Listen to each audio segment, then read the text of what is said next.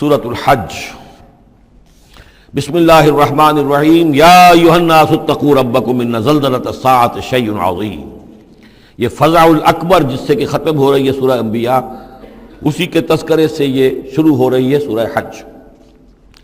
اے لوگو ڈرو اپنے رب سے، تقوی اختیار کرو اپنے رب کا، یقیناً قیامت کا زلزلہ بہت بڑی شے ہوگا۔ یوم ترونہا، جس دن کہ تم اس کو دیکھو گے، تذہل کل مرضعۃ عما ارضعت، بھول جائے گی ہر دودھ پلانے والی جسے وہ دودھ پلاتی تھی۔ یعنی واقعہ یہ ہے کہ حیوانات میں جو بھی دودھ پلانے والا کوئی جانور بھی ہو تو اسے بھی اپنے بچوں کے ساتھ جو انس ہوتا ہے، اور خاص طور پر انسانوں میں پھر ماں کی محبت اور شفقت اور ممتا جو ہے وہ اپنی جان دینے کو تیار ہوتی ہے، اپنے بچے کی آنچ نہیں آنے دیتی۔ لیکن وہ سخت ایسا دن ہوگا، ایسی سختی ہوگی کہ دودھ پلانے والیاں اپنے دودھ پیتے بچوں کو بھول جائیں گی۔ وَتَضَعُ كُلُّ ذَاتِ حَمْلٍ حَمْلَهَا، اور دہشت کا عالم یہ ہوگا کہ ہر حاملہ کا حمل گر جائے گا۔ وَتَرَى النَّاسَ سُكَارَىٰ، تم دیکھو گے لوگوں کو کہ جیسے نشے میں ہیں، اس طرح کی کیفیت ان پر طاری ہوگی، ایسے بے سدھ سے نظر آئیں گے جیسے کہ گویا کہ نشے میں، وَمَا هُم بِسُكَارَىٰ، حالانکہ وہ کسی نشے میں نہیں ہے، وَلَٰكِنَّ عَذَابَ اللَّهِ شَدِيدٌ، بلکہ اللہ کا عذاب بہت سخت ہے، اللہ کی طرف سے بڑی سخت یہ گھڑی آنے والی ہے، جس سے کہ اللہ تعالیٰ اپنے مومن صادق بندوں کو بچا لے گا، جس کی صراحت ہے حدیث کے اندر۔ وَمِنَ النَّاسِ مَن يُجَادِلُ فِي اللَّهِ بِغَيْرِ عِلْمٍ، لوگوں میں سے ایسے بھی ہیں جو اللہ کے بارے میں جھگڑتے ہیں، اللہ کی آیات کے بارے میں جھگڑتے ہیں، قرآن مجید کے احکام کے بارے میں جھگڑتے ہیں، جبکہ حال یہ بغیر علم، نہ ان کے پاس کوئی علم ہے، وَيَتَّبِعُ كُلَّ شَيْطَانٍ مَرِيدٍ، اور وہ پیروی کر رہے ہوتے ہیں، صاف نظر آتا ہے کہ ہر سرکش شیطان کی پیروی کر رہے ہیں، ان کے عمل کو دیکھو تو مغرب کی نقالی کر رہے ہیں، ان کی ہر ایک چیز کی جو ہے انہوں نے اپنی زندگی میں اختیار کی ہوئی ہے، پورا جو ہے مغربی ان کے اوپر تہذیب کا غلبہ ہے، ساری اقدار، لیکن باتیں بڑھائیں گے قرآن کی طرف سے اور حدیث کی طرف سے، اور انکار حدیث ہے اور فلاں یہ ہے، اور قرآن کا تو نتیجہ یہ نکلتا ہے وہ نہیں نکلتا ہے، اور یہ اجتہاد کیا جانا چاہیے، اور قرآن مجید جو ہے یہ تو اب کتاب جو ہے بوسیدہ ہو گئی ہے۔ یہ باتیں بھی کہی گئی ہیں کہ کوئی ایسا بھی ہمارا جو نظام ہونا چاہیے اجتہاد کا جو قرآن مجید کو بھی اوور رول کر سکے۔ یہ باقاعدہ رائے موجود ہے کہ قرآن مجید میں بھی جو صریح احکام آئے ہیں وہ بھی ایک خاص قوم کے لیے، خاص وقت کے لیے تھے، یہ ہمیشہ کے لیے نہیں ہے۔ تو بڑے بڑے دانشور، بڑے بڑے جو اسکالرز ہیں، بڑی بڑی ڈگریاں ان کے پاس ہیں، میک گل سے لے کر آئے ڈگریاں۔ ڈاکٹر فضل الرحمان صاحب آئے تھے تو میک گل سے ڈگری لے کر آئے تھے، جنہوں نے جو وحی کے بارے میں کہا تھا کہ یہ حضور کا بھی کلام کہا جا سکتا ہے، اس کو اللہ کا بھی کلام کہا جا سکتا ہے، باقی فرشتے کی کوئی حیثیت نہیں ہے۔ یہ ساری باتیں ڈاکٹر فضل الرحمان کہنے والے تھے۔ میک گل سے انہوں نے یہودیوں سے آ کر ڈگریاں حاصل کی تھی انہوں نے، اور انہوں نے جو بھی بہت سے اور دانشور بہت سے موجود ہیں اس وقت دنیا میں کہ جو ویسے سمجھے جاتے ہیں کہ بہت وہ اسلامی اسکالرز ہیں، ٹاپ کے اسکالرز ہیں، وائٹ ہاؤس میں بھی انہیں طلب کیا جاتا ہے۔ یہ جو سید حسین نصر ہیں، ایرانی ایک ہیں، اب وہ رہ گئے ہیں جن کا ڈنکا بج رہا ہے زیادہ، ورنہ پہلے یہ ہے کہ یہ دو تھے، سید حسین نصر بھی تھے اور ڈاکٹر فضل الرحمان بھی تھے پاکستان کے۔ لیکن وَمِنَ النَّاسِ مَن يُجَادِلُ فِي اللَّهِ بِغَيْرِ عِلْمٍ وَيَتَّبِعُ كُلَّ شَيْطَانٍ مَرِيدٍ كُتِبَ عَلَيْهِ، اس شیطان کے بارے میں تو یہ بات لکھ دی گئی ہے، طے کر دی گئی ہے، أَنَّهُ مَن تَوَلَّاهُ، کہ جو کوئی بھی اس کی دوستی اختیار کرے گا، فَأَنَّهُ يُضِلُّهُ، تو وہ اسے گمراہ کر کے رہے گا، وَيَهْدِيهِ إِلَىٰ عَذَابِ السَّعِيرِ، اور پہنچا کر رہے گا اسے اس جلانے والے دوزخ کے عذاب میں۔ یا ایھا الناس، اے لوگو، ان کنتم فی ریب من البعث، اگر تمہیں کوئی شک ہے کہ کیسے دوبارہ زندہ ہو جائیں گے، کیسے اٹھا لے گا اللہ تعالیٰ، کوئی تمہیں اشکال پیدا ہوتا ہے تو لو ہم تمہیں ایک مثال سے سمجھاتے ہیں۔ فَإِنَّا خَلَقْنَاكُم مِّن تُرَابٍ، سوچو ہم نے تمہیں مٹی سے پیدا کیا، اس لیے کہ باپ کے بھی جسم میں اگر نطفہ بنا ہے، منی بنی ہے، کہاں سے بنی ہے؟ غذا کہاں سے آئی تھی اس کی؟ ساری غذا تو مٹی سے آئی ہے، زمینی سے ہے، وہ سب کچھ ہے، گوشت کھایا ہے تو بکری نے جو کہاں سے غذا لی تھی؟ زمین سے لی تھی۔ تو تمہاری جو تخلیق ہے سب کی ابتدا میں جو ہے وہ مٹی سے ہے، من تراب ثم من نطفۃ، پھر وہ نطفے کی ایک شکل بنی، ثم من علقۃ، پھر تم ایک علقہ کی شکل میں تھے۔ اس علقہ کے بارے میں بعد میں عرض کروں گا، ابھی میں اس کا کوئی ترجمہ نہیں کر رہا۔ اس کا ترجمہ عام طور پر جمع ہوا خون کیا جاتا ہے، یہ ترجمہ صحیح نہیں ہے۔ ثم من مضغۃ، پھر یہ کہ وہ ایک لوتھڑے کی طرح تھا، گوشت کا ایک لوتھڑا سا تھا، مخلقۃ غیر مخلقۃ، پہلے اس پہ کوئی نشانات تھے ہی نہیں، پھر اس لوتھڑے کے اوپر نشانات آنے شروع ہوئے، معلوم ہوا کہ یہاں سے یہ بازو نکلیں گے، یہاں سے یہ ٹانگیں نکلیں گی، اسی کے اندر جو ہے یہ آثار شروع ہو گئے۔ لنبین لکم، تاکہ ہم تمہیں کھول کھول کر بیان کر دیں۔ یہ جو بھی سٹیجز ہیں، کہ جو ایمبریونک جو سٹیجز ہیں، اس میں واقعہ یہ کہ اس کے بارے میں کیتھل مور کا میں قول آپ کو سنا چکا ہوں، جو تعارف قرآن کا میرا لیکچر تھا، کہ ان چیزوں کے بارے میں حیران اور ششدر ہیں جو اس وقت ایمبریولوجی کے سب سے بڑے ماہر ہیں، جن کی ٹیکسٹ بکس دنیا کے اندر سب سے زیادہ مستند مانی جاتی ہے، کہ ہم حیران ہیں کہ یہ ساری چیزیں قرآن مجید نے کیسے کہی ہیں، اور یہ بالکل ایگزیکٹ جو ہے تعبیر ہے ان سٹیجز کی، کہ جو رحم مادر میں انسانی جنین جن سٹیجز سے گزرتا ہے اس کی اس سے زیادہ صحیح تعبیر ہو نہیں سکتی۔ وَنُقِرُّ فِي الْأَرْحَامِ مَا نَشَاءُ، یہی مضمون چونکہ دوبارہ پھر آئے گا سورہ مومنون کے پہلے رکوع میں، تو میں وہاں اس کے بارے میں تفصیل سے عرض کروں گا۔ اور ہم ٹھہرائے رکھتے ہیں رحموں میں جو ہم چاہتے ہیں، یعنی رحم کے اندر پھر رحم مادر میں وہ حمل رہتا ہے، اب وہ حمل بیٹے کا ہوا ہے، بیٹی کا ہوا ہے، یا بیٹا یا بیٹی وہ ذہین ہے، فتین ہے، خوبصورت ہے، کیسی ہے، صحیح ہے، سالم ہے، وہ ہمارا فیصلہ ہے۔ نقر فی الارحام ما نشاء الی اجل مسمى، ہم ٹھہرائے رکھتے ہیں رحموں میں جو ہم چاہتے ہیں ایک وقت معین تک، ثم نخرجکم طفلا، پھر ہم تمہیں نکالتے ہیں اور تم چھوٹے سے بچے ہوتے ہو، ثم لتبلغوا اشدکم، پھر تم اپنی پوری جوانی کو پہنچتے ہو، قوت کو پہنچتے ہو، ومنکم من یتوفی، تم میں سے وہ بھی ہیں کہ جو پہلے ہی ان کا انتقال ہو جاتا ہے، انہیں قبض کر لیا جاتا ہے، انہیں اللہ تعالیٰ لے جاتا ہے، ومنکم من یرد الی ارذل العمر، اور تم میں سے ایسے بھی ہوتے ہیں جو بڑی ہی نکمی ضعیفی کی عمر کو پہنچ جاتے ہیں، لِكَيْ لَا يَعْلَمَ مِن بَعْدِ عِلْمٍ شَيْئًا، کہ پھر وہ نہ جانے سب کچھ جاننے کے باوجود کچھ بھی۔ بڑھاپا آتا ہے تو ایسا آتا ہے، ڈیمنشیا بھی ہو جاتا ہے، ساری ذہنی صلاحیتیں ختم ہو جاتی ہیں، یادداشت زائل ہو جاتی ہے، پھر بچپن کی عادتیں عود کر آتی ہیں، لِكَيْ لَا يَعْلَمَ مِن بَعْدِ عِلْمٍ شَيْئًا، پھر یہ صورت بھی ہو جاتی ہے۔ یہ ارذل العمر ہے جس سے کہ حضور صلی اللہ علیہ وسلم نے اللہ کی پناہ مانگی ہے کہ اللہ اس سے پہلے اٹھا لے، اس سے پہلے کہ انسان اس کیفیت میں آ جائے کہ جس کا نقشہ یہاں کھینچا جا رہا ہے، لِكَيْ لَا يَعْلَمَ مِن بَعْدِ عِلْمٍ شَيْئًا۔ بڑا سقراط تھا، بقراط تھا، کچھ تھا، لیکن اب کیا ہو گیا ہے اس کو دیکھیے۔ وَمِنْكُم مَّن يُرَدُّ إِلَىٰ أَرْذَلِ الْعُمُرِ، ان کے لیے دعا کر لیجیے، اللہم اغفر لہ وارحمہ وادخلہ فی رحمتک وحاسبہ حسابا یسیرا۔ ان سے ایک بہت بڑی خطا ہوئی ہے، رجم کی سزا کے بارے میں میں سورہ نور میں عرض کروں گا، لیکن اللہ تعالیٰ تمام خطاؤں کو معاف فرمانے والا ہے۔ اللہم اغفر لہ وارحمہ وادخلہ فی رحمتک وحاسبہ حسابا یسیرا، اللہم نور مرقدہ واکرم منزلہ والحقہ بعبادک الصالحین، آمین یا رب العالمین۔ وَمِنْكُم مَّن يُتَوَفَّىٰ وَمِنْكُم مَّن يُرَدُّ إِلَىٰ أَرْذَلِ الْعُمُرِ لِكَيْ لَا يَعْلَمَ مِن بَعْدِ عِلْمٍ شَيْئًا وَتَرَى الْأَرْضَ، اب ایک تو نقشہ کھینچا انسانی زندگی کا، اس آپ مٹی سے چل کر تم کہاں سے کہاں پہنچ گئے، پھر فوت ہو کے پھر مٹی بن جاتے ہو۔ یہ جس کی یہ قدرت ہے، جس کی یہ خلاقی ہے، جو اس سارے نظام کو لے کر چل رہا ہے، تمہیں اس کے بارے میں کوئی شک ہے؟ اس کی قدرت کے بارے میں کوئی تمہیں یہ شبہ وارد ہو سکتا ہے کہ وہ دوبارہ پیدا نہیں کر سکتا؟ اچھا ایک اور مثال لے لو، وَتَرَى الْأَرْضَ حَامِدَةً، تم دیکھتے ہو زمین کو کہ پڑی ہوئی ہے، بے آب و گیا، خشک اور ویران، کئی زندگی کے آثار نہیں۔ فَإِذَا أَنزَلْنَا عَلَيْهَا الْمَاءَ اهْتَزَّتْ وَرَبَتْ، پھر جب ہم اس پر پانی برساتے ہیں تو وہ تازہ ہو جاتی ہے، اہتزاز، اور وہ اس میں جنبش ہو جاتی ہے، اہتزت۔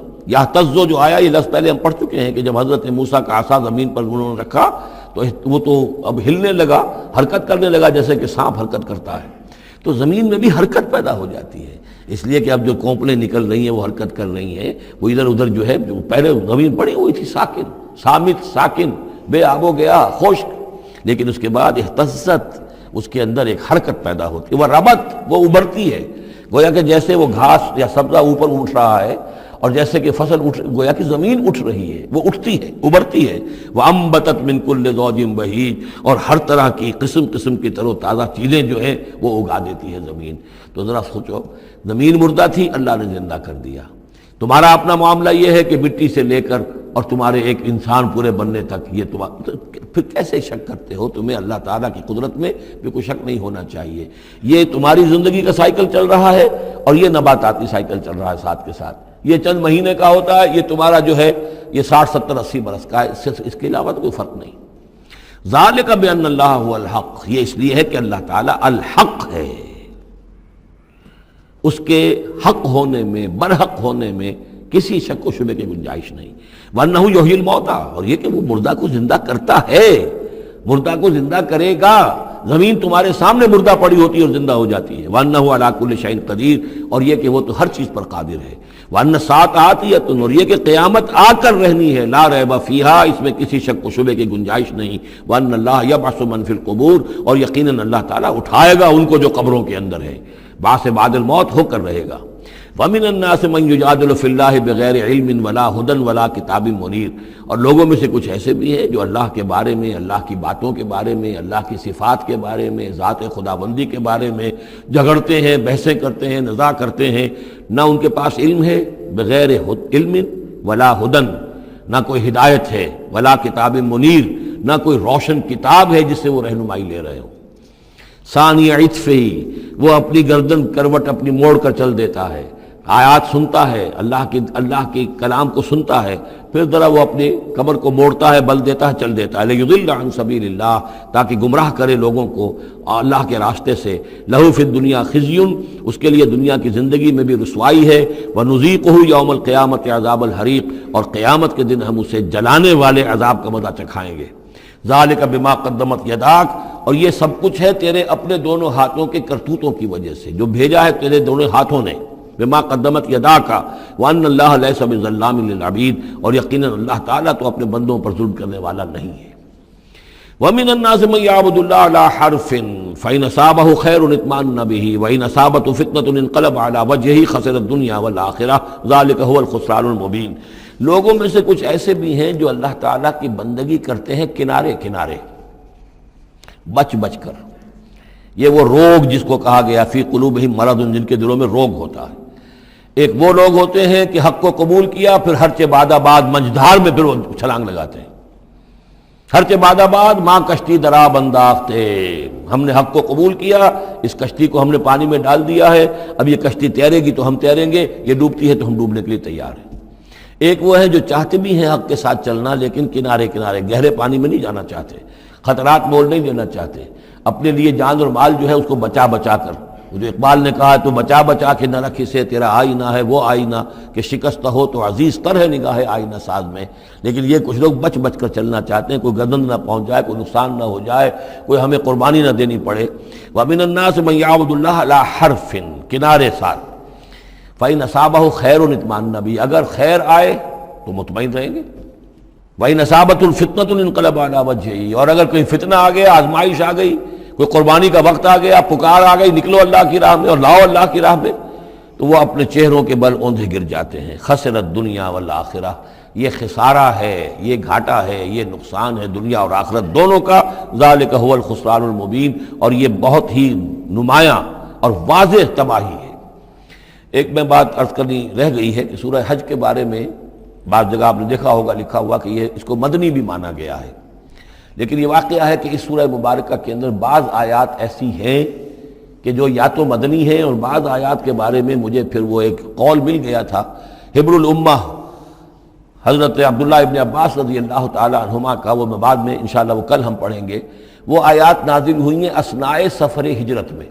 ظاہر بات ہے کہ جب حضور مکے سے نکل آئے ہیں اور جا رہے ہیں تو کتنے دن لگے ہیں، کوئی وہ چند گھنٹے کا، ایک گھنٹے کی فلائٹ تو نہیں تھی کہ جو ہوائی جہاز سے آپ چلے گئے ہوں، آدھے گھنٹے کی فلائٹ ہے کل نہیں، لیکن یہ کوئی وقت لگا۔ اس میں بھی جو آیات نازل ہوئی ہیں، اور اس صورت میں کئی آیات ایسی ہیں کہ جن کی بڑی گہری مشابہت آپ کو مل جائے گی سورہ بقرہ کی آیات کے ساتھ۔ چنانچہ شہادت علی الناس والی آیت بھی اس صورت میں بھی ہے، سورہ بقرہ میں بھی ہے، لیکون الرسول شہیدا علیکم وتقوا۔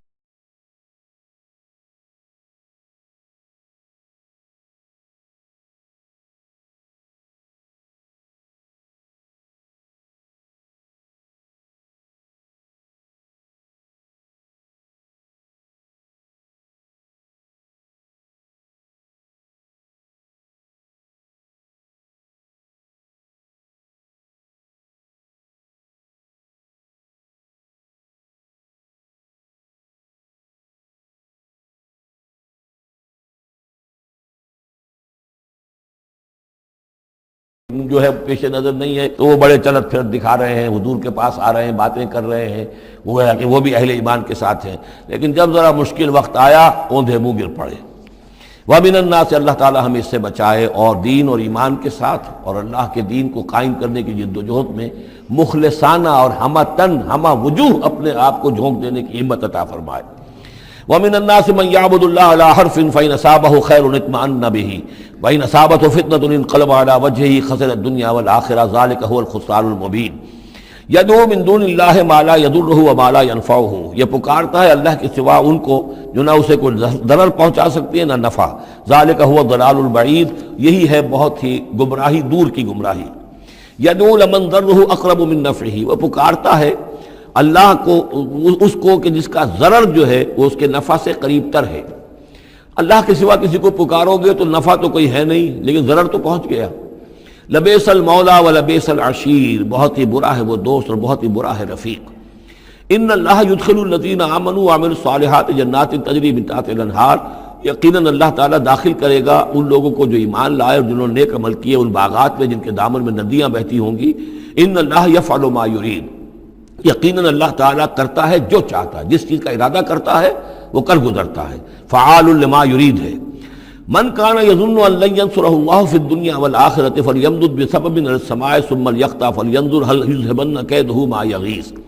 یہ آیت مشکلات القرآن میں سے ہے، بہت سے مختلف انداز میں اس کی تعبیرات کی گئی ہیں، لیکن میرا دل ٹھکا ہے اسی تعبیر پر کہ جو موضح القرآن میں شاہ عبد القادر دہلوی رحمۃ اللہ علیہ نے کی ہے، اور میں اسی کو وضاحت کے ساتھ پیش کر رہا ہوں۔ جو شخص دین کے لیے خدمت کر رہا ہو، دین کے لیے لگا ہوا ہو کام کے اندر، داعی ہے یا اس کسی داعی کے ساتھ ہے، اب اس کے لیے یہ ہوتا ہے کہ ایک تو امید ہوتی ہے کہ اللہ کی مدد آئے گی، آج نہیں تو کل آئے گی، کل نہیں تو پرسوں آئے گی۔ اگر کسی وجہ سے انسان حالات کو دیکھ کر اتنا مایوس ہو جائے کہ اللہ کی مدد کی اسے امید نہ رہے، یہ چیز پھر اس کے لیے بہت بڑی ناکامی کا سبب بن جائے گی۔ امید پیوست رہ شجر سے امید بہار رکھ، اللہ سے مایوس نہیں ہونا چاہیے۔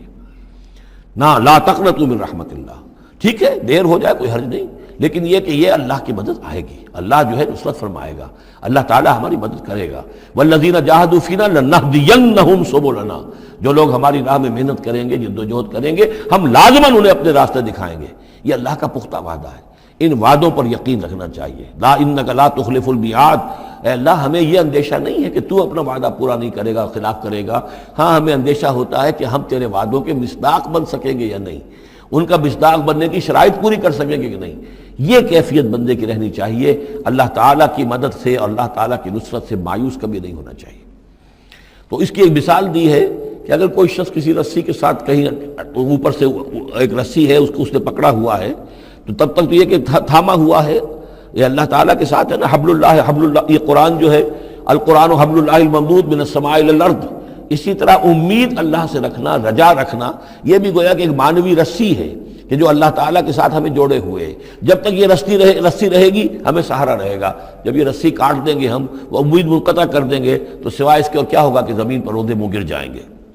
من کان یظن ان لن ینصرہ اللہ فی الدنیا والآخرہ، جس شخص کا یہ گمان ہو جائے کہ اللہ ہرگز مدد نہیں کرے گا اس کی دنیا میں اور نہ آخرت میں، فلیمدد بسبب من السماء، اسے چاہیے کہ ذرا ایک رسی آسمان کی طرف تانے، ثم لیقطع، پھر کاٹ دے، اسے توڑ دے، فلینظر هل یذهبن کیدہ ما یغیظ، پھر دیکھے کہ اس سے اس کا جو غصہ ہے اندر کا، اس میں جو مایوسی کی آگ جل رہی ہے اس میں کوئی کمی ہوئی۔ یعنی جب تک وہ رسی ہے کچھ نہ کچھ امید تو رہے گی، تو اس امید جو ہے اللہ پر اور اللہ کی نصرت اور اللہ کے وعدوں پر جو یقین ہے اس کو برقرار رکھو، یہ تمہیں سہارا دے گی۔ وَكَذَلِكَ أَنزَلْنَاهُ آيَاتٍ بَيِّنَاتٍ، اسی طرح ہم نے اتارا ہے اس قرآن کو روشن اور کھلی باتوں کی شکل میں۔ وَأَنَّ اللَّهَ يَهْدِي مَن يُرِيدُ، اور اللہ تعالیٰ ہدایت دیتا ہے جس کو چاہتا ہے، یا اللہ تعالیٰ ہدایت دیتا ہے جو چاہتا ہے کہ اس کو ہدایت ملے۔ ان الذین آمنوا والذین ہادوا والصابئین والنصارى، یقیناً وہ لوگ جو مسلمان ہیں، ایمان لائے ہیں محمد پر صلی اللہ علیہ وسلم، والذین ہادوا، اور جو یہودی ہوئے، والصابئین، اور جو صابی ہیں، والنصارى، اور جو یہ عیسائی ہیں، والمجوس، اور مجوس ہیں ایرانی، والذین اشرکوا، اور جن لوگوں نے شرک کی روش اختیار کی، ان اللہ یفصل بینہم یوم القیامہ، یقیناً اللہ فیصلہ کرے گا ان کے مابین قیامت کے دن۔ ان اللہ علی کل شیء شہید، یقیناً اللہ تعالیٰ ہر چیز پر خود گواہ ہے، ہر چیز اس کے سامنے نگاہوں میں موجود ہے۔ الم تر ان اللہ یسجد لہ من فی السماوات ومن فی الارض، یہ آیت بڑی عجیب ہے اس اعتبار سے کہ اس میں آپ تصور کریں گے تو اوپر سے نیچے کی طرف آ رہا ہے۔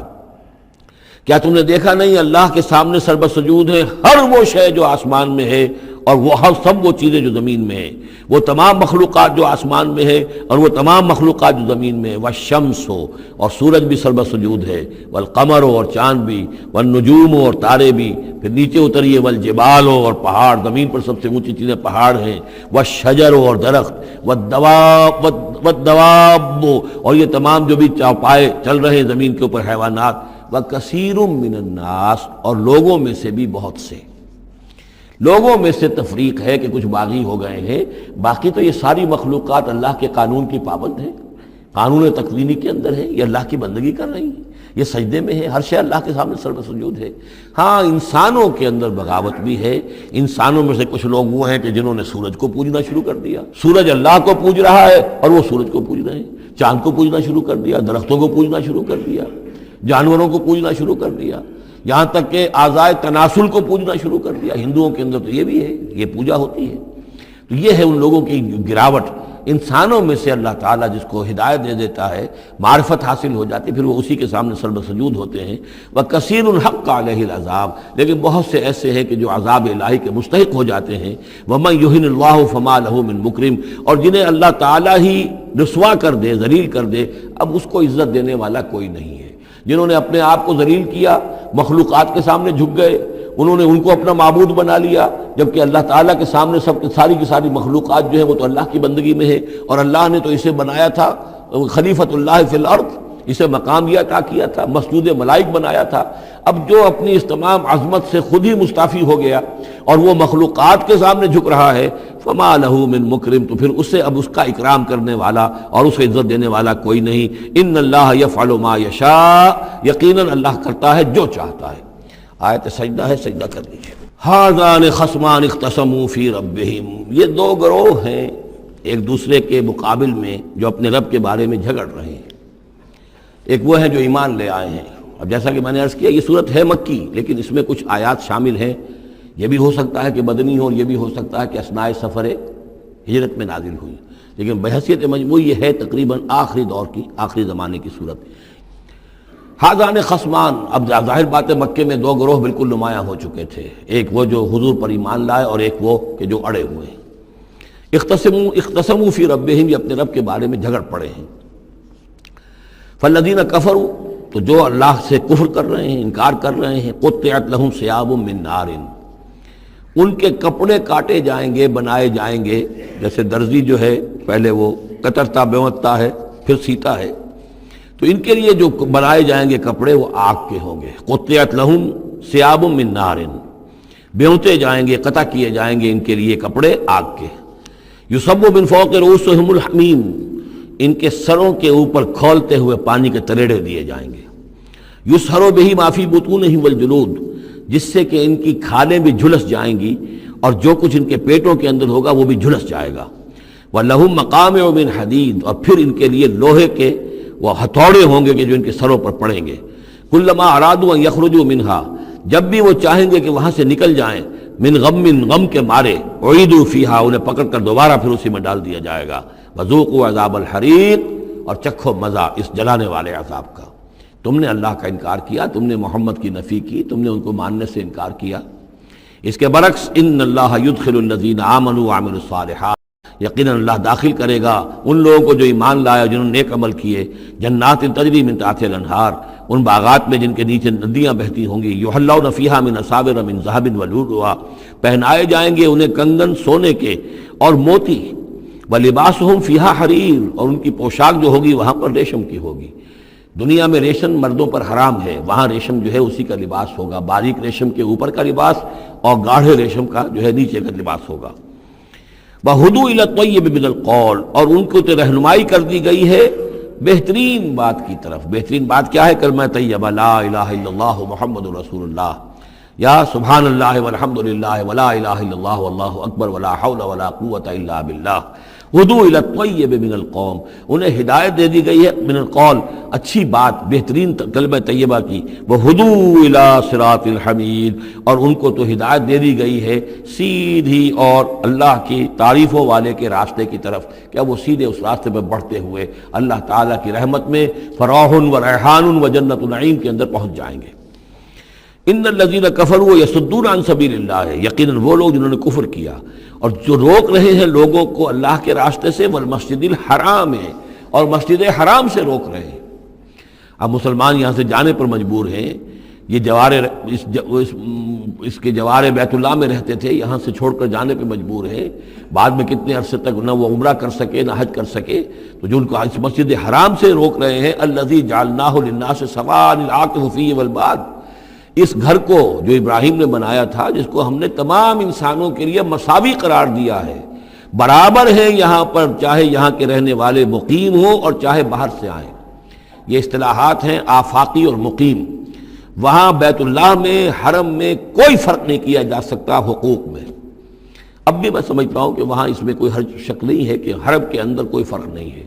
کوئی شخص باہر کا آ کر پہلی صف میں بیٹھ جائے، کوئی اسے زبردستی نہیں اٹھا سکے گا۔ یہ دوسری بات ہے کہ وہاں پہ شرطے وغیرہ جو ہیں ان کو رشوتیں دے کر لوگوں نے کو اپنی سیٹیں ریزرو کرا لی ہوتی ہیں، یا کبھی کوئی جو وی آئی پیز آنے والے ہوتے ہیں ان کے لیے وہ خالی کرتے ہیں، لیکن عام طور پر یہی ہے، آپ جس جگہ جا کر بیٹھ جائیں، کوئی یہ نہیں کہہ سکتا کہ میں یہاں کا رہنے والا ہوں، مکی ہوں، میں بیٹھوں گا، تم یہاں سے اٹھو۔ سواء العاکف فیہ والباد، برابر ہے وہاں کے رہنے والے مقیم بھی اور وہ لوگ بھی کہ جو باہر سے آتے ہیں، آفاقی ہیں۔ وَمَن يُرِدْ فِيهِ بِإِلْحَادٍ بِظُلْمٍ، اور جو کوئی بھی اس میں بیت اللہ میں کوئی الحاد کی کوشش کرے گا، اللہ تعالیٰ کے سیدھے راستے سے ہٹانے کی لوگوں کو، اور اس میں کجی پیدا کرنے کی کوشش کرے گا شرارت نفس کی بنا پر، نُذِقْهُ مِنْ عَذَابٍ أَلِيمٍ، اس سے ہم مزہ چکھائیں گے دردناک عذاب کا۔ وَإِذْ بَوَّأْنَا، یہ دو رکوع ہیں ابھی سورہ مبارکہ کے، حج کے مناسک کا کچھ ذکر ہے یہاں پر، خاص طور پر قربانی کا خاص طور پر ذکر ہے۔ سورہ بقرہ کے دو رکوع 24واں 25واں، اس میں بھی حج کے مناسک آ چکے ہیں، لیکن وہاں پر اصل قربانی کا ذکر نہیں تھا، وہ تو صرف یہ ہے کہ وہ دم جو دینا پڑتا ہے اگر کسی وجہ سے سر منڈانا پڑ گیا ہے قبل از وقت، اور یا اسی طریقے سے تمتع اگر کیا ہے تو اس کا وہ دم شکر کا ہے وغیرہ وغیرہ۔ لیکن یہاں پر جو دو ہے، ایک قربانی اور ایک طواف، ان دو کا جو ہے ذکر ہو رہا ہے خاص طور پر یہاں۔ وَإِذْ بَوَّأْنَا لِإِبْرَاهِيمَ مَكَانَ الْبَيْتِ، اور جب ہم نے معین کر دی ابراہیم کے لیے اپنے گھر کی جگہ، بتا دی کہ یہ ہے وہ جگہ جس کے بارے میں میرا گمان یہ ہے کہ وہاں بنیادیں موجود تھیں حضرت آدم علیہ السلام کی بنائی ہوئی، لیکن اوپر سے دیواریں سب کی سب گر چکی تھیں اور سیلاب کی وجہ سے سارا اب وہاں کوئی آثار نہیں رہے تھے۔ اللہ تعالیٰ نے رہنمائی فرما کر ان کی نشاندہی کروا دی۔ اللہ تشرک بی شیئا، اور یہ حکم دے دیا گیا میرے ساتھ کسی شے کو شریک نہ کرنا، وطہر بیتیا، اور میرے اس گھر کو پاک رکھنا، للطائفین، طواف کرنے والوں کے لیے، والقائمین، اور قیام کرنے والوں کے لیے، کھڑے ہو کر نمازیں پڑھنے والوں کے لیے، والرکع السجود، اور رکوع کرنے والوں کے لیے اور سجود کرنے والوں کے لیے۔ یہ گویا کہ جیسے وہاں آیا تھا وَعَهِدْنَا إِلَىٰ إِبْرَاهِيمَ وَإِسْمَاعِيلَ أَن طَهِّرَا بَيْتِيَ لِلطَّائِفِينَ وَالْعَاكِفِينَ وَالرُّكَّعِ السُّجُودِ، تقریباً وہی آیت یہاں پر آئی ہے، صرف یہ کہ عاکف کی بجائے یہاں قائمین کا لفظ آیا ہے۔ وَأَذِّن فِي النَّاسِ بِالْحَجِّ، اور اے ابراہیم اب پکارو لوگوں کو، اذان دو، پکارو حج کے لیے۔ اب کیسے پکارا ہوگا، کیسے آپ نے یہ پیغام پہنچایا ہوگا، کہاں سے اللہ تعالیٰ نے ان کی آواز کو، ان کی پکار کو کہاں کہاں پہنچایا ہوگا، یہ اللہ تعالیٰ کا معاملہ ہے۔ یا تو کا رجالن، پکاریے لوگوں کو، حج کی دعوت دیجئے، آئیں گے وہ آپ کے پاس پیدل چل کر بھی، وعلی کل ضامر، اور بڑی لاغر اونٹنیوں پر بھی، یعنی دور دراز سے آئیں گے تو سفر کی وجہ سے اونٹنیاں لاغر ہو چکی ہوں گی۔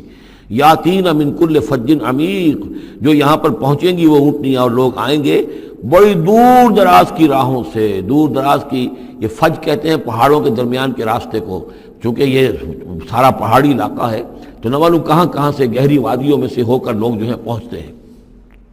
لیشہدوا منافع لہم، تاکہ یہ آئیں حاضر ہوں ان جگہوں پر کہ جو ان کے لیے منفعت کی جگہیں ہیں۔ وَيَذْكُرُ اسْمَ اللَّهِ فِي أَيَّامٍ مَعْلُومَاتٍ، اور اللہ کا نام لیں معین دنوں کے اندر، یعنی قربانیاں دیں معین دنوں میں۔ 10ویں ذی الحجہ کی قربانی کا دن ہے، اس کے بعد جو ہے 11ویں کو بھی ہو سکتی ہے، 12ویں کو بھی ہو سکتی ہے، یا ایام معلومات ہیں۔ عَلَىٰ مَا رَزَقَهُم مِّن بَهِیمَةِ الْأَنْعَامِ، تو اللہ کا نام لیں ذبح کرتے ہوئے، اللہ کا نام لیں ان پر کہ جو ہم نے انہیں یہ چوپائے عطا کیے ہیں، مویشی دیے ہیں۔ فَكُلُوا مِنْهَا، تو ان کو ذبح کر کے، ان کی قربانی دے کر اس میں سے خود بھی کھاؤ۔ وَأَطْعِمُوا الْبَائِسَ الْفَقِيرَ، اور جو برے حال میں ہو، فقیر محتاج جو بہت ہی خستہ حال ہے، اس کو بھی کھلاؤ۔ ثُمَّ لْيَقْضُوا تَفَثَّهُمْ، پھر یہ کرنے کے بعد پھر اپنے میل کچیل دور کرو، پھر احرام کھولنا ہوتا ہے، پھر یہ کہ وہ رمی ہوتی ہے، نہر ہوتا ہے، حلق ہوتا ہے، اور پھر طواف۔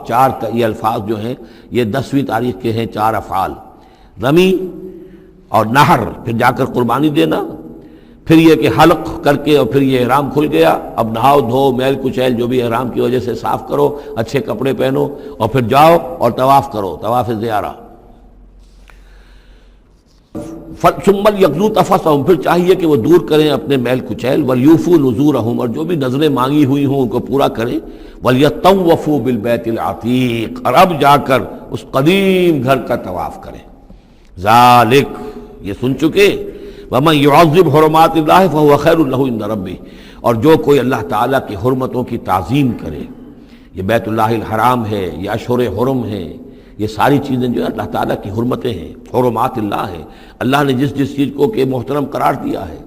سورہ مائدہ میں ہم پڑھ چکے ہیں، وہ جانور کے جو ہدی کے جانور ہیں وہ بھی محترم ہیں، جن کے گھروں میں گردنوں میں پٹے ڈال دیے گئے ہیں، معلوم ہے کہ یہ ہدیم بالغ الکعبہ جانے والے ہیں، وہ بھی محترم ہیں۔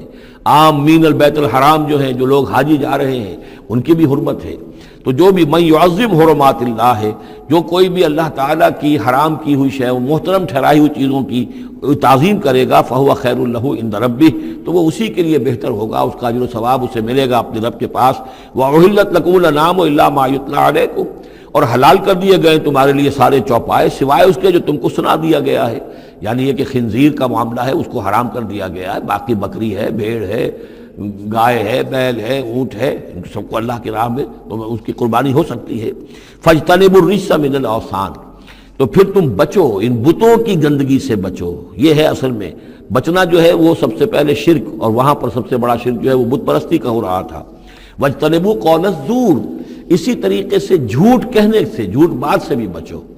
حنفاء للہ، یکسو ہو جاؤ اللہ کی طرف، یکسو اسی کے بندے بن جاؤ، غیر مشرکین بہ، اس حال میں کہ اس کے ساتھ کسی بھی اعتبار سے شرک نہ ہو، کسی پہلو سے، کسی اعتبار سے، ذات میں، صفات میں، حقوق میں، اختیارات میں، کہیں بھی کوئی شرک کا شائبہ نہ آنے پائے۔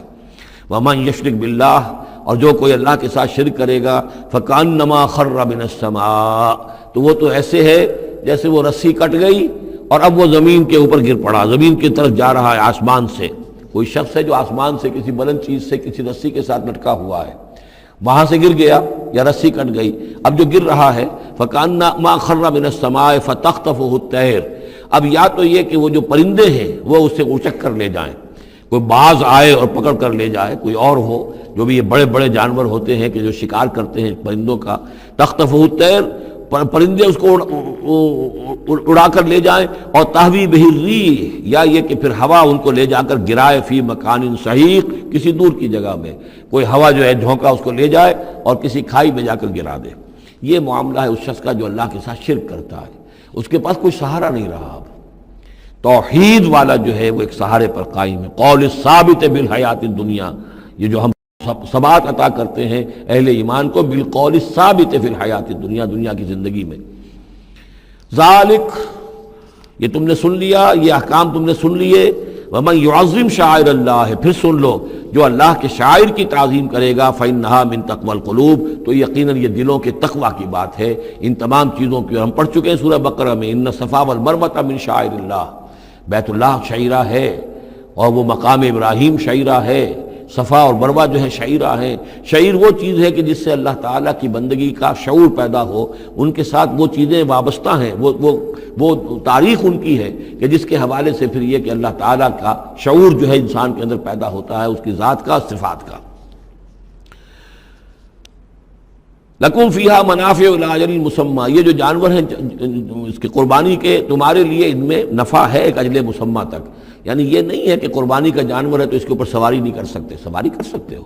قربانی کا جانور ہے تو اس کا دودھ پی سکتے ہو، اگر وہ گائے ہے درمیان میں اگر کوئی دودھ ہے یا بکری ہے لے کے جا رہے ہو تو اس کا دودھ پی سکتے ہو۔ منافع الی اجل مسمی، ایک وقت معین تک کے لیے۔ ثم محلها الی بیت العتیق، پھر ان کا جو اصل مقام ہے جہاں انہیں لے جا کر پیش کر دینا ہے وہ ہے بیت العتیق، یعنی اللہ کا گھر۔ اللہ کا گھر کا جو منہر ہے پھر اس کو وسیع کر کے، اور بنا کی وادی میں ایک بہت بڑی جگہ ہے، ورنہ اس سے پہلے جو ہے یہ مروہ کی جو پہاڑی ہے، صفا اور مروہ کے پاس جو ہے یہ قربان گاہ تھی۔ مروہ ہی سے وہ وادی شروع ہو جاتی ہے کہ جس پر کچھ آگے چل کر وہ بنا کا پورا آتا ہے، اب یہ منہر جو ہے وہ ادھر ایکسٹینڈ کر دیا گیا ہے۔ وَلِكُلِّ أُمَّةٍ جَعَلْنَا مَنْسَكًا، اور ہم نے ہر امت کے لیے ایک قربانی کا نظام مقرر کیا، لیذکروا اسم اللہ علی ما رزقہم من بہیمۃ الانعام، تاکہ وہ اللہ کا نام لیا کریں ان مویشیوں پر کہ جو ہم نے انہیں عطا فرمائے ہیں۔ فإلہکم الہ واحد، تو جان لو تمہارا الہ ایک ہی اللہ ہے، واحد، فلہ اسلموا، اس کے سامنے سر تسلیم خم کرو، اس کی اطاعت قبول کرو۔ یعنی ایسا نہ ہو کہ بس قربانی تو ہو رہی ہے، باقی سب حرام خوریاں ہو رہی ہیں، 10-10 ہزار 20-20 ہزار کا جانور لے کر اور اس کے فوٹو کھنچوا کر اخبارات میں شائع کیے جا رہے ہیں، ہے سارا حرام خوری کا نتیجہ۔ تو یہ تو کوئی قربانی نہیں ہے، یہ اللہ تعالیٰ کے ہاں قبول نہیں ہے، چاہے وہ 1 لاکھ کا جانور ہو، لیکن ہو اسلام کے ساتھ۔ فَلَهُ أَسْلِمُوا، اس کی اطاعت تو قبول کرو، اس کے حلال اور حرام کے پابند تو ہو، اس کے حرام کردہ چیزوں سے منہ نہ مارو۔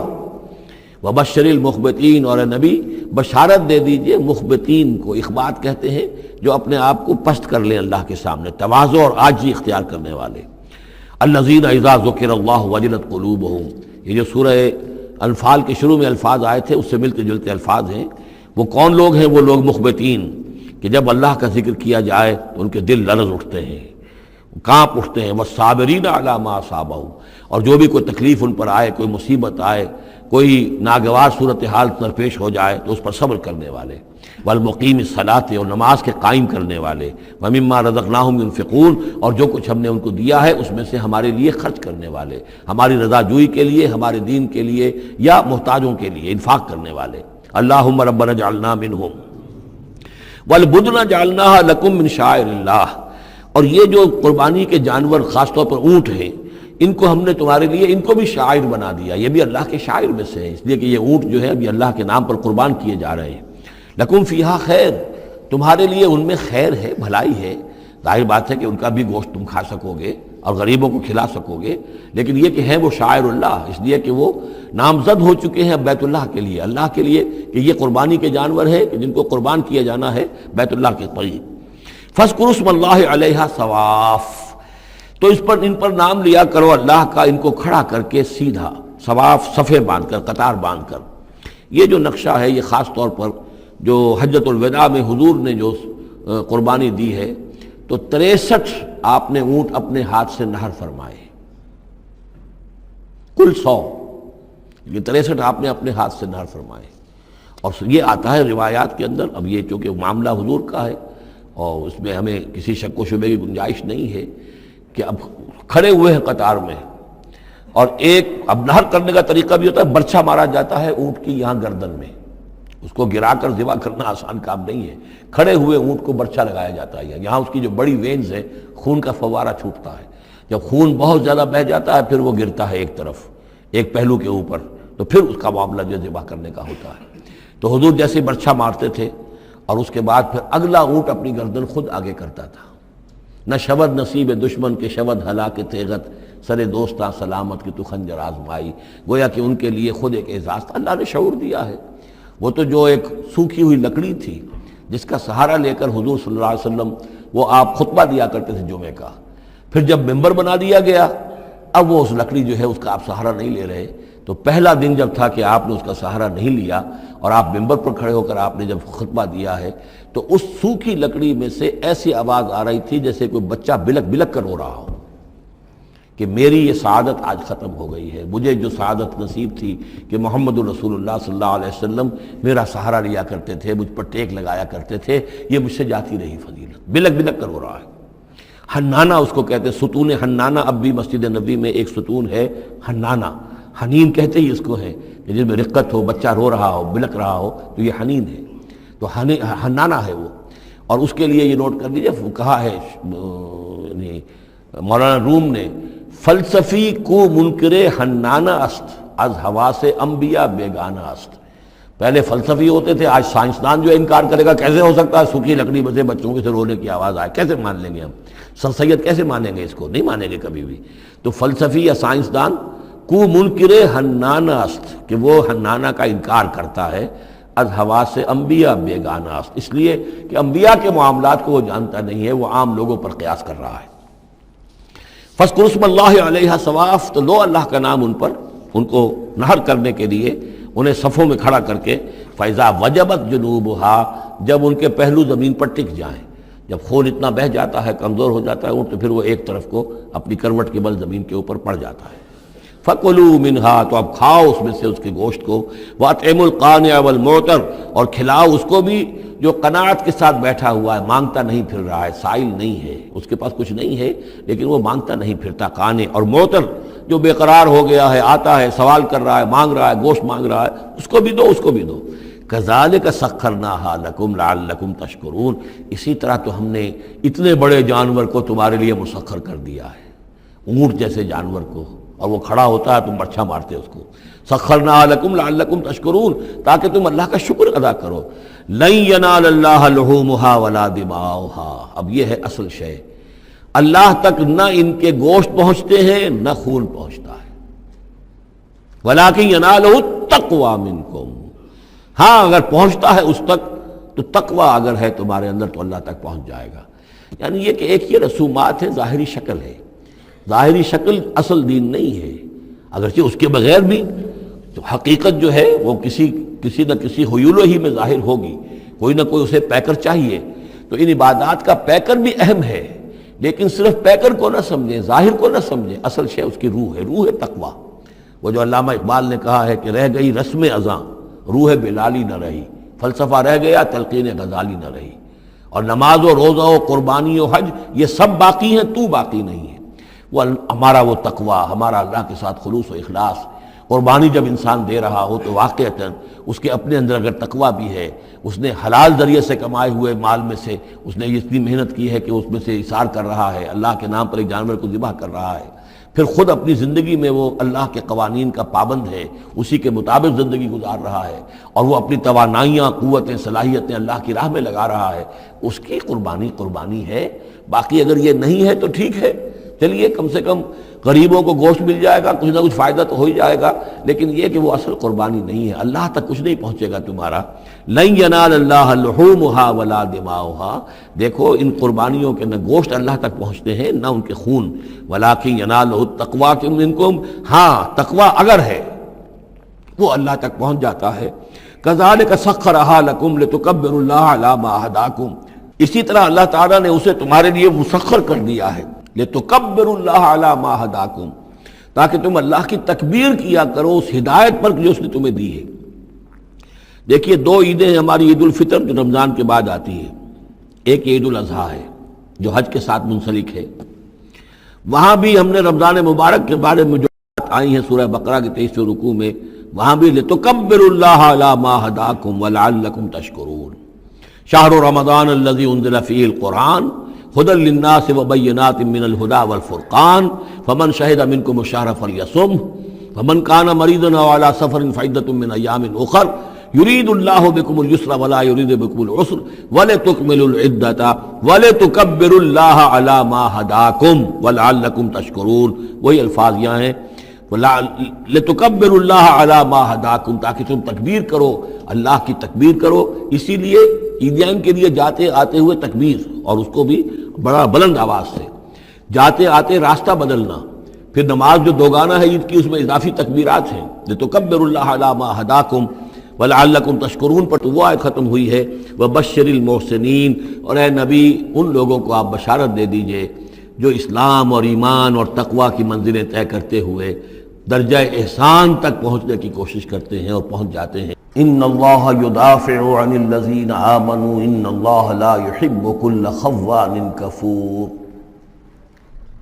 اذن للذین یقاتلون بانہم ظلموا وان اللہ علی نصرہم لقدیر الذین اخرجوا من دیارہم بغیر حق الا ان یقولوا ربنا اللہ ولولا دفع اللہ الناس بعضهم ببعض لهدمت صوامع وبيع وصلوات ومساجد يذكر فيها اسم الله كثيرا ولينصرن الله من ينصره ان الله لقوي عزيز الذين إن مكناهم في الأرض أقاموا الصلاة وآتوا الزكاة وأمروا بالمعروف ونهوا عن المنكر وَلِلَّهِ عَاقِبَةُ الْأُمُورِ صدق اللہ العظیم۔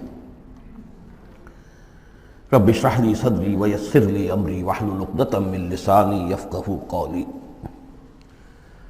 اللهم ربنا الہمنا رشدنا واعذنا من شرور انفسنا اللهم ارنا الحق حقا وارزقنا اتباعه وارنا الباطل باطلا وارزقنا اجتنابه اللهم وفقنا لما تحب وترضى اللهم ربنا آنس وحشتنا في قبورنا وارحمنا بالقرآن العظيم اللهم اجعله لنا إماما ونورا وهدى ورحمة اللهم ذكرنا منه ما نسينا وعلمنا منه ما جهلنا وارزقنا تلاوته آناء الليل وآناء النهار واجعله لنا حجة يا رب العالمين آمين۔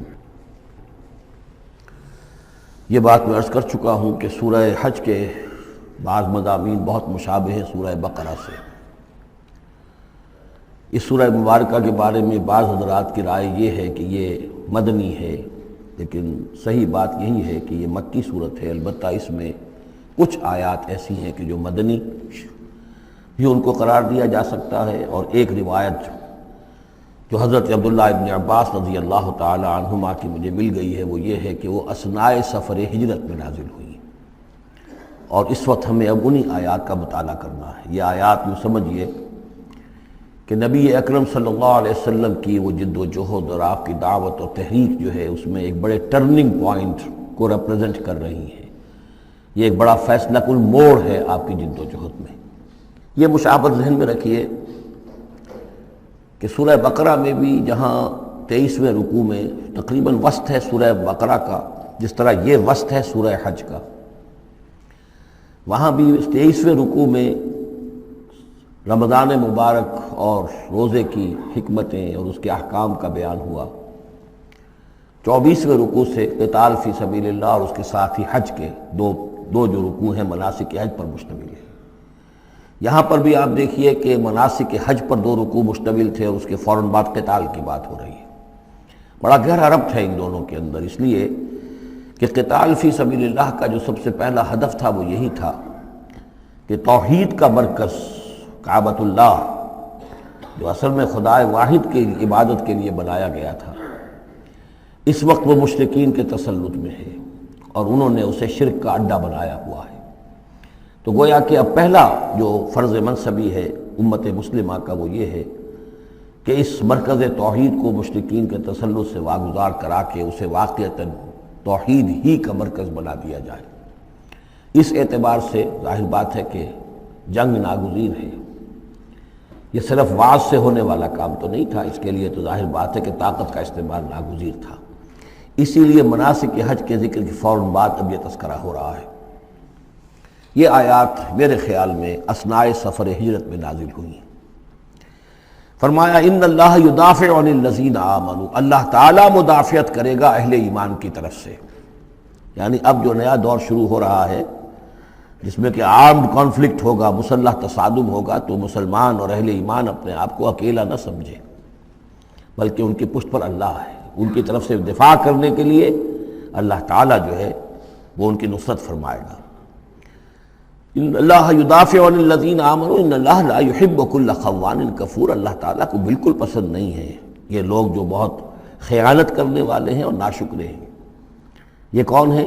یہ قریش مکہ، کہ جنہوں نے ایک طرف خیانت کی انتہا کر دی کہ توحید کے مرکز کو شرک کا اڈا بنا دیا۔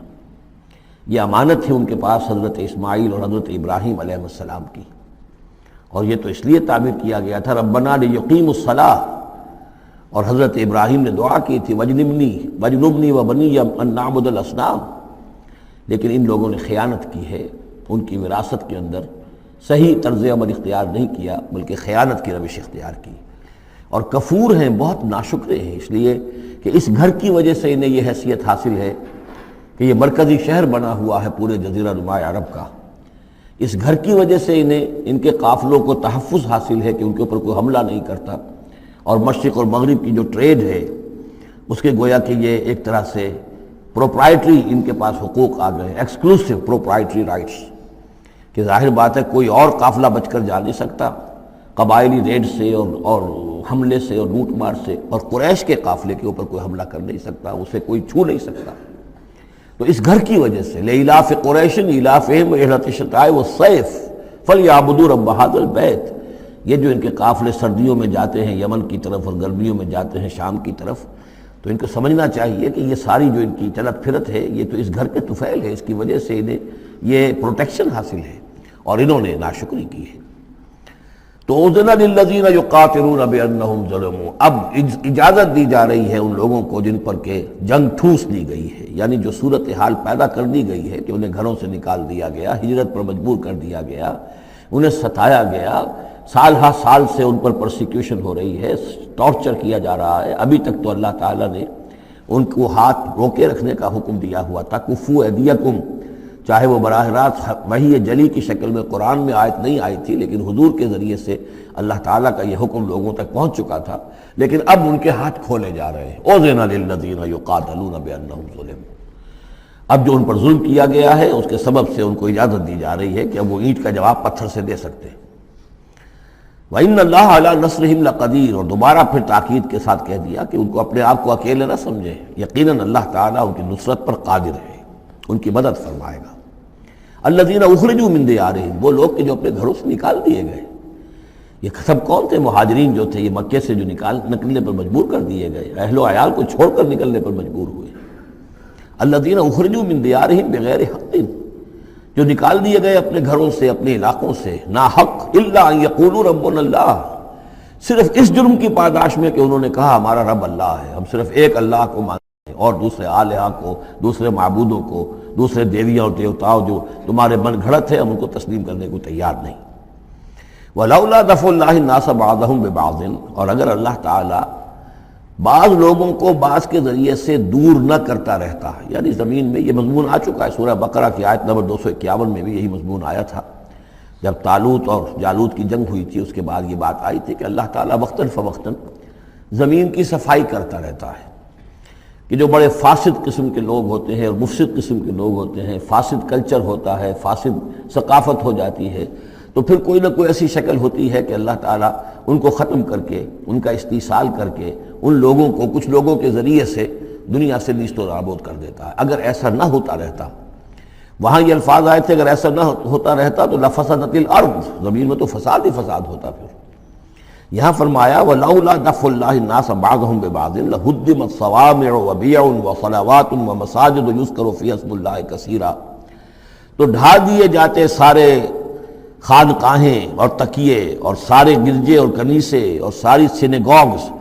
صلوتا یہ عربی زبان کا لفظ ہے، صلاۃ ہی سے ہے، یہ عربی اور جیسا کہ میں نے عرض کیا ہے بارہا، عبرانی اور عربی زبان جو ہے یہ عبرانی زبان کا لفظ ہے صلوتا، اور عربی اور عبرانی جو ہیں یا تو سگی بہنیں ہیں، کسی ایک ہی زبان کی یہ دونوں نکلی ہوئی شاخیں ہیں، اور یا یہ کہ عبرانی ماں ہے اور عربی اس کی بیٹی ہے، یہ ان کے درمیان رشتہ ہے۔ صلاۃ کا لفظ جو عربی میں آیا ہے اور قرآن مجید میں صلوتا یہ وہاں پر بھی موجود تھا۔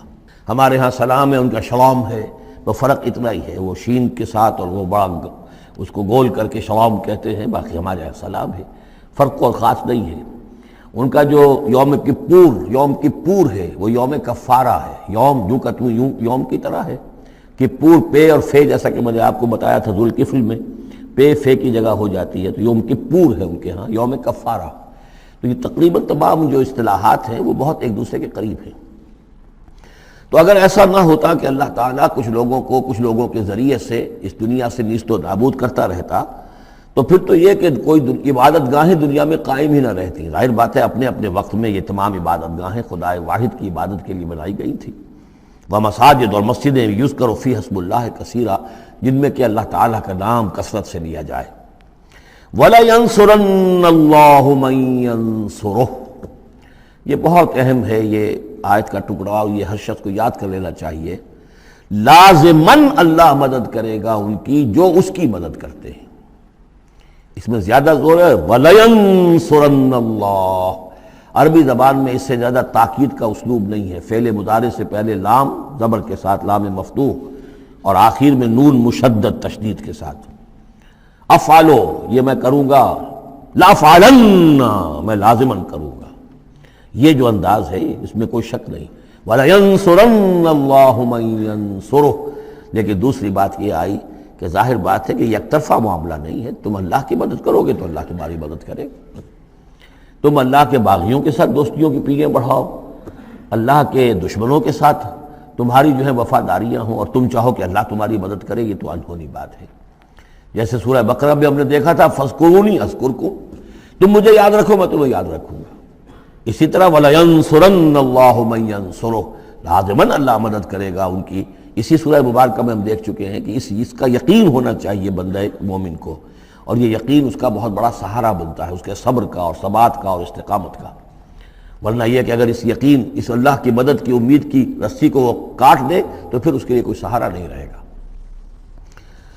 ان اللہ لقوی عزیز، اور پھر یہ کہ اللہ جو مدد کا وعدہ کر رہا ہے تو اللہ کوئی کمزور تو نہیں ہے، قوی ہے، زبردست ہے، توانا ہے، عزیز ہے، زبردست ہے۔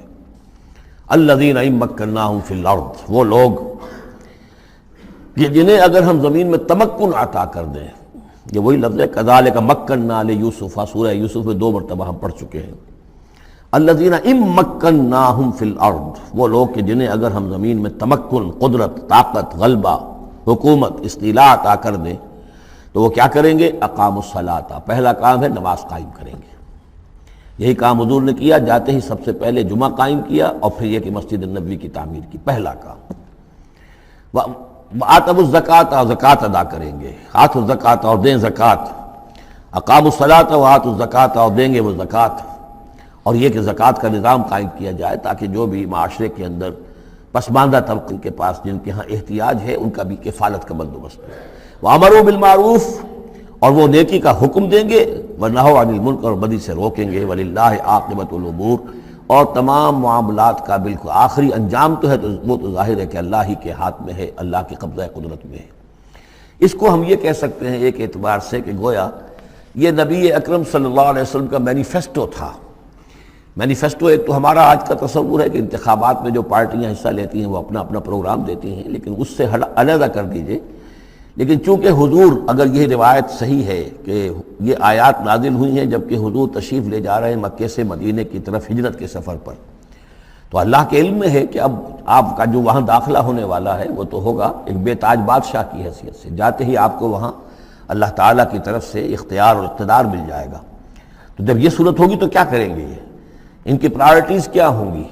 تو جیسے کہ جماعتیں کہا کرتی ہیں کہ ہماری حکومت بنے گی تو ہم یہ کریں گے، تو گویا کہ یہ ہے وہ ہمیشہ کے لیے اہل ایمان کا جو سمجھیے کہ اللہ تعالیٰ کی طرف سے دیا ہوا ان کا مینیفیسٹو ہے۔ الذین ان مکناہم فی الارض اقاموا الصلاۃ وآتوا الزکوٰۃ وامروا بالمعروف ونہوا عن المنکر وللہ عاقبۃ الامور۔ یہ آیات خاص ہیں۔ اب دیکھیے پھر وہی جو مکی صورتوں کا مضمون ہوتا ہے بالکل انداز جو ہے وہ بدل جائے گا۔ یہ آیات ہیں اثناء سفر ہجرت کی، یا ہو سکتا ہے کہ مدینہ پہنچ کر نازل ہوئی ہوں، لیکن یہ مکی صورت میں رکھ دی گئی ہیں مناسبت کے اعتبار سے کہ جہاں حج کے یہ افعال بیان ہو رہے مناسک حج، اس کے ساتھ ہی ان کو شامل کر دیا گیا۔ اب وہی جو عام مکی مضامین ہیں مکی صورتوں کے وہ شروع ہو جائیں گے۔ وَإِن يُكَذِّبُوكَ فَقَدْ كَذَّبَتْ قَبْلَهُمْ قَوْمُ نُوحٍ وَعَادٌ وَثَمُودُ۔ اور اے نبی اگر یہ آپ کو جھٹلا رہے ہیں تو آپ سے پہلے بھی جھٹلایا ہے قوم نوح نے، قوم عاد نے، قوم سمود نے، قوم ابراہیم و قوم لوط، ابراہیم کی قوم نے اور لوط کی قوم نے، واصحاب مدین اور مدین والوں نے، وکذب موسیٰ اور موسیٰ کی بھی تکذیب کی گئی تھی، فاملیت للکافرین، تو میں نے کافروں کو کچھ ڈھیل دی، مہلت دی، ان کی رسی دراز کی، ثم اخذتہم، پھر میں نے ان کو پکڑ لیا، فکیف کان نکیر، تو میری پکڑ کیسی رہی، کیا حشر ہوا قوم نوح کا اور قوم ہود کا اور قوم صالح کا۔ ان تمام اقوام کے جو حالات ہیں وہ قرآن مجید میں بار بار آ چکے ہیں۔ فَكَأَيٍّ مِّن قَرْيَةٍ أَهْلَكْنَاهَا، تو کتنی ہی ایسی بستیاں ہیں، آبادیاں ہیں جن کو ہم نے ہلاک کیا، وَهِيَ ظَالِمَةٌ، اور ہلاک یوں ہی نہیں کر دیا، وہ ظالم تھی، گناہ گار تھی، ان میں گناہ اتنا پھیل گیا تھا، شرک اور کفر کا اتنا دور دورہ ہو گیا تھا کہ گویا کہ وہ ایسے ہی تھا جیسے انسانی جسم کا کوئی حصہ اگر گل جائے تو اس کو کاٹ دینے ہی میں عافیت ہے، ورنہ پورے جسم کے لیے وہ چیز جو ہے وہ مضر ہوگی۔ ایمپوٹیشن ہو جاتی ہے، ہاتھ کا، آرم کا ایمپوٹیشن ہو گیا، پیر کا ایمپوٹیشن کر دیا گیا کہ اتنا گل سڑ گیا ہے کہ یہاں سے متعفن مواد جو ہے اگر خون میں جذب ہو کر پورے جسم میں جائے گا تو پوری جان جو ہے اس کی ہلاکت کا اندیشہ ہے۔ تو اللہ تعالیٰ اسی طریقے سے ان بستیوں کو کہ جو اس طریقے سے گندگی کا اور برائی کا اور معصیت کا اور سیئات کا مرکز بن چکی ہوں اور وہ پھوڑا بن چکی ہوں، پھر ان کے لیے یہی اللہ تعالیٰ کی طرف سے سرجیکل آپریشن ہوتا رہا ہے۔ فَكَأَيٍّ مِّن قَرْيَةٍ أَهْلَكْنَاهَا فَهِيَ ظَالِمَةٌ فَهِيَ خَاوِيَةٌ عَلَىٰ عُرُوشِهَا، وہ گری پڑی ہوئی ہیں اپنی چھتوں کے بل پر، وبئر معطلۃ، کتنے ہی کنویں ہیں کہ جو اب بند پڑے ہوئے ہیں، بڑی محنت سے لوگوں نے اپنے اپنے زمانوں میں کھودے ہوں گے، ان سے پانی پینے والے لوگ ہوں گے، یا جمگھٹے رہا کرتے ہوں گے لوگوں کے، اب معطل پڑے ہوئے ہیں۔ وقصر مشید، کتنے ہی محل ہیں جو ان میں بڑی گچکاری کی گئی ہے، بہت انہیں مضبوط بنایا گیا ہے۔ اب جاؤ الحمرا کو دیکھ لو، کبھی مسلمان حکومت کیا کرتے تھے، غرناطہ میں جاؤ اور دیکھو الحمرا محل کیسا ہے، جاؤ اور قرطبہ کی مسجد کو دیکھو کہ جہاں کوئی سجدہ کرنے والا نہیں ہے، کسی کو سجدے کی اجازت نہیں ہے۔ افلم یسیروا فی الارض، تو کیا یہ لوگ زمین میں گھومے پھرے نہیں ہیں؟ فتکون لہم قلوب یعقلون بہا، تو ہوتے ان کے دل جن سے یہ سمجھتے اور بات کو کی تہ تک پہنچتے۔ تو یہ جو لفظ قلب کے ساتھ عقل آیا ہے، اب اس کو اچھی طرح سمجھ لیجئے، چونکہ یہ بات میری تو آپ کے سامنے آ چکی ہے کہ میرے نزدیک انسان ایک مرکب وجود کا حامل ہے۔ اس کا ایک وجود حیوانی ہے، خالص حیوانی اور مکمل حیوان اور اعلیٰ ترین حیوان۔ انسان اعلیٰ ترین حیوان ہے، تمام حیوانوں میں سب سے افضل ہے، اور اس میں وہ ساری فیکلٹیز ہیں کہ جو حیوانات میں بھی ہوتی ہیں، لیکن اس کا ایک روحانی وجود ہے، وہ مکمل وجود ہے، انڈیپینڈنٹ ہے، بالکل اس حیوانی وجود سے ایک علیحدہ اور مستقل بذات وجود ہے۔ یہ دونوں کیسے جڑے ہوئے ہیں یہ ہم نہیں جانتے۔ وہ تو ہمیں یہ بھی معلوم نہیں کہ انسانی جسم میں جان کہاں ہے، کچھ پتہ نہیں، کہاں دل میں ہے کہیں ہے، تو دل تو بدل دیتے ہیں لوگ، پھر بھی وہ جان تو وہی کی وہی رہتی ہے۔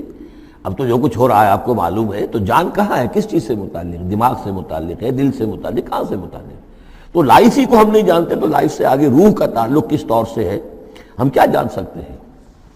ہست رب الناس رابا جان الناس، اتصال بے تکیف بے قیاس، یہ متصل ہے، یہ جو روحانی وجود ہے اور حیوانی وجود ہے یہ متصل ہے، ملے ہوئے تو ہیں، لیکن یہ اتصال ایسا ہے بے تکیف بے قیاس، نہ اس کی کیفیت معلوم ہو سکتی ہے، نہ اس کو کسی اور چیز پر قیاس کیا جا سکتا ہے، لیکن ہے دو علیحدہ وجود۔ ایک وجود پہلے پیدا کیا گیا تھا، کما خلقناکم اول مرہ، دوسرا وجود اس عالم خلق کے اندر آتا ہے، اور ان میں سے ہر ایک کی، دونوں کی اپنی اپنی عقل ہے۔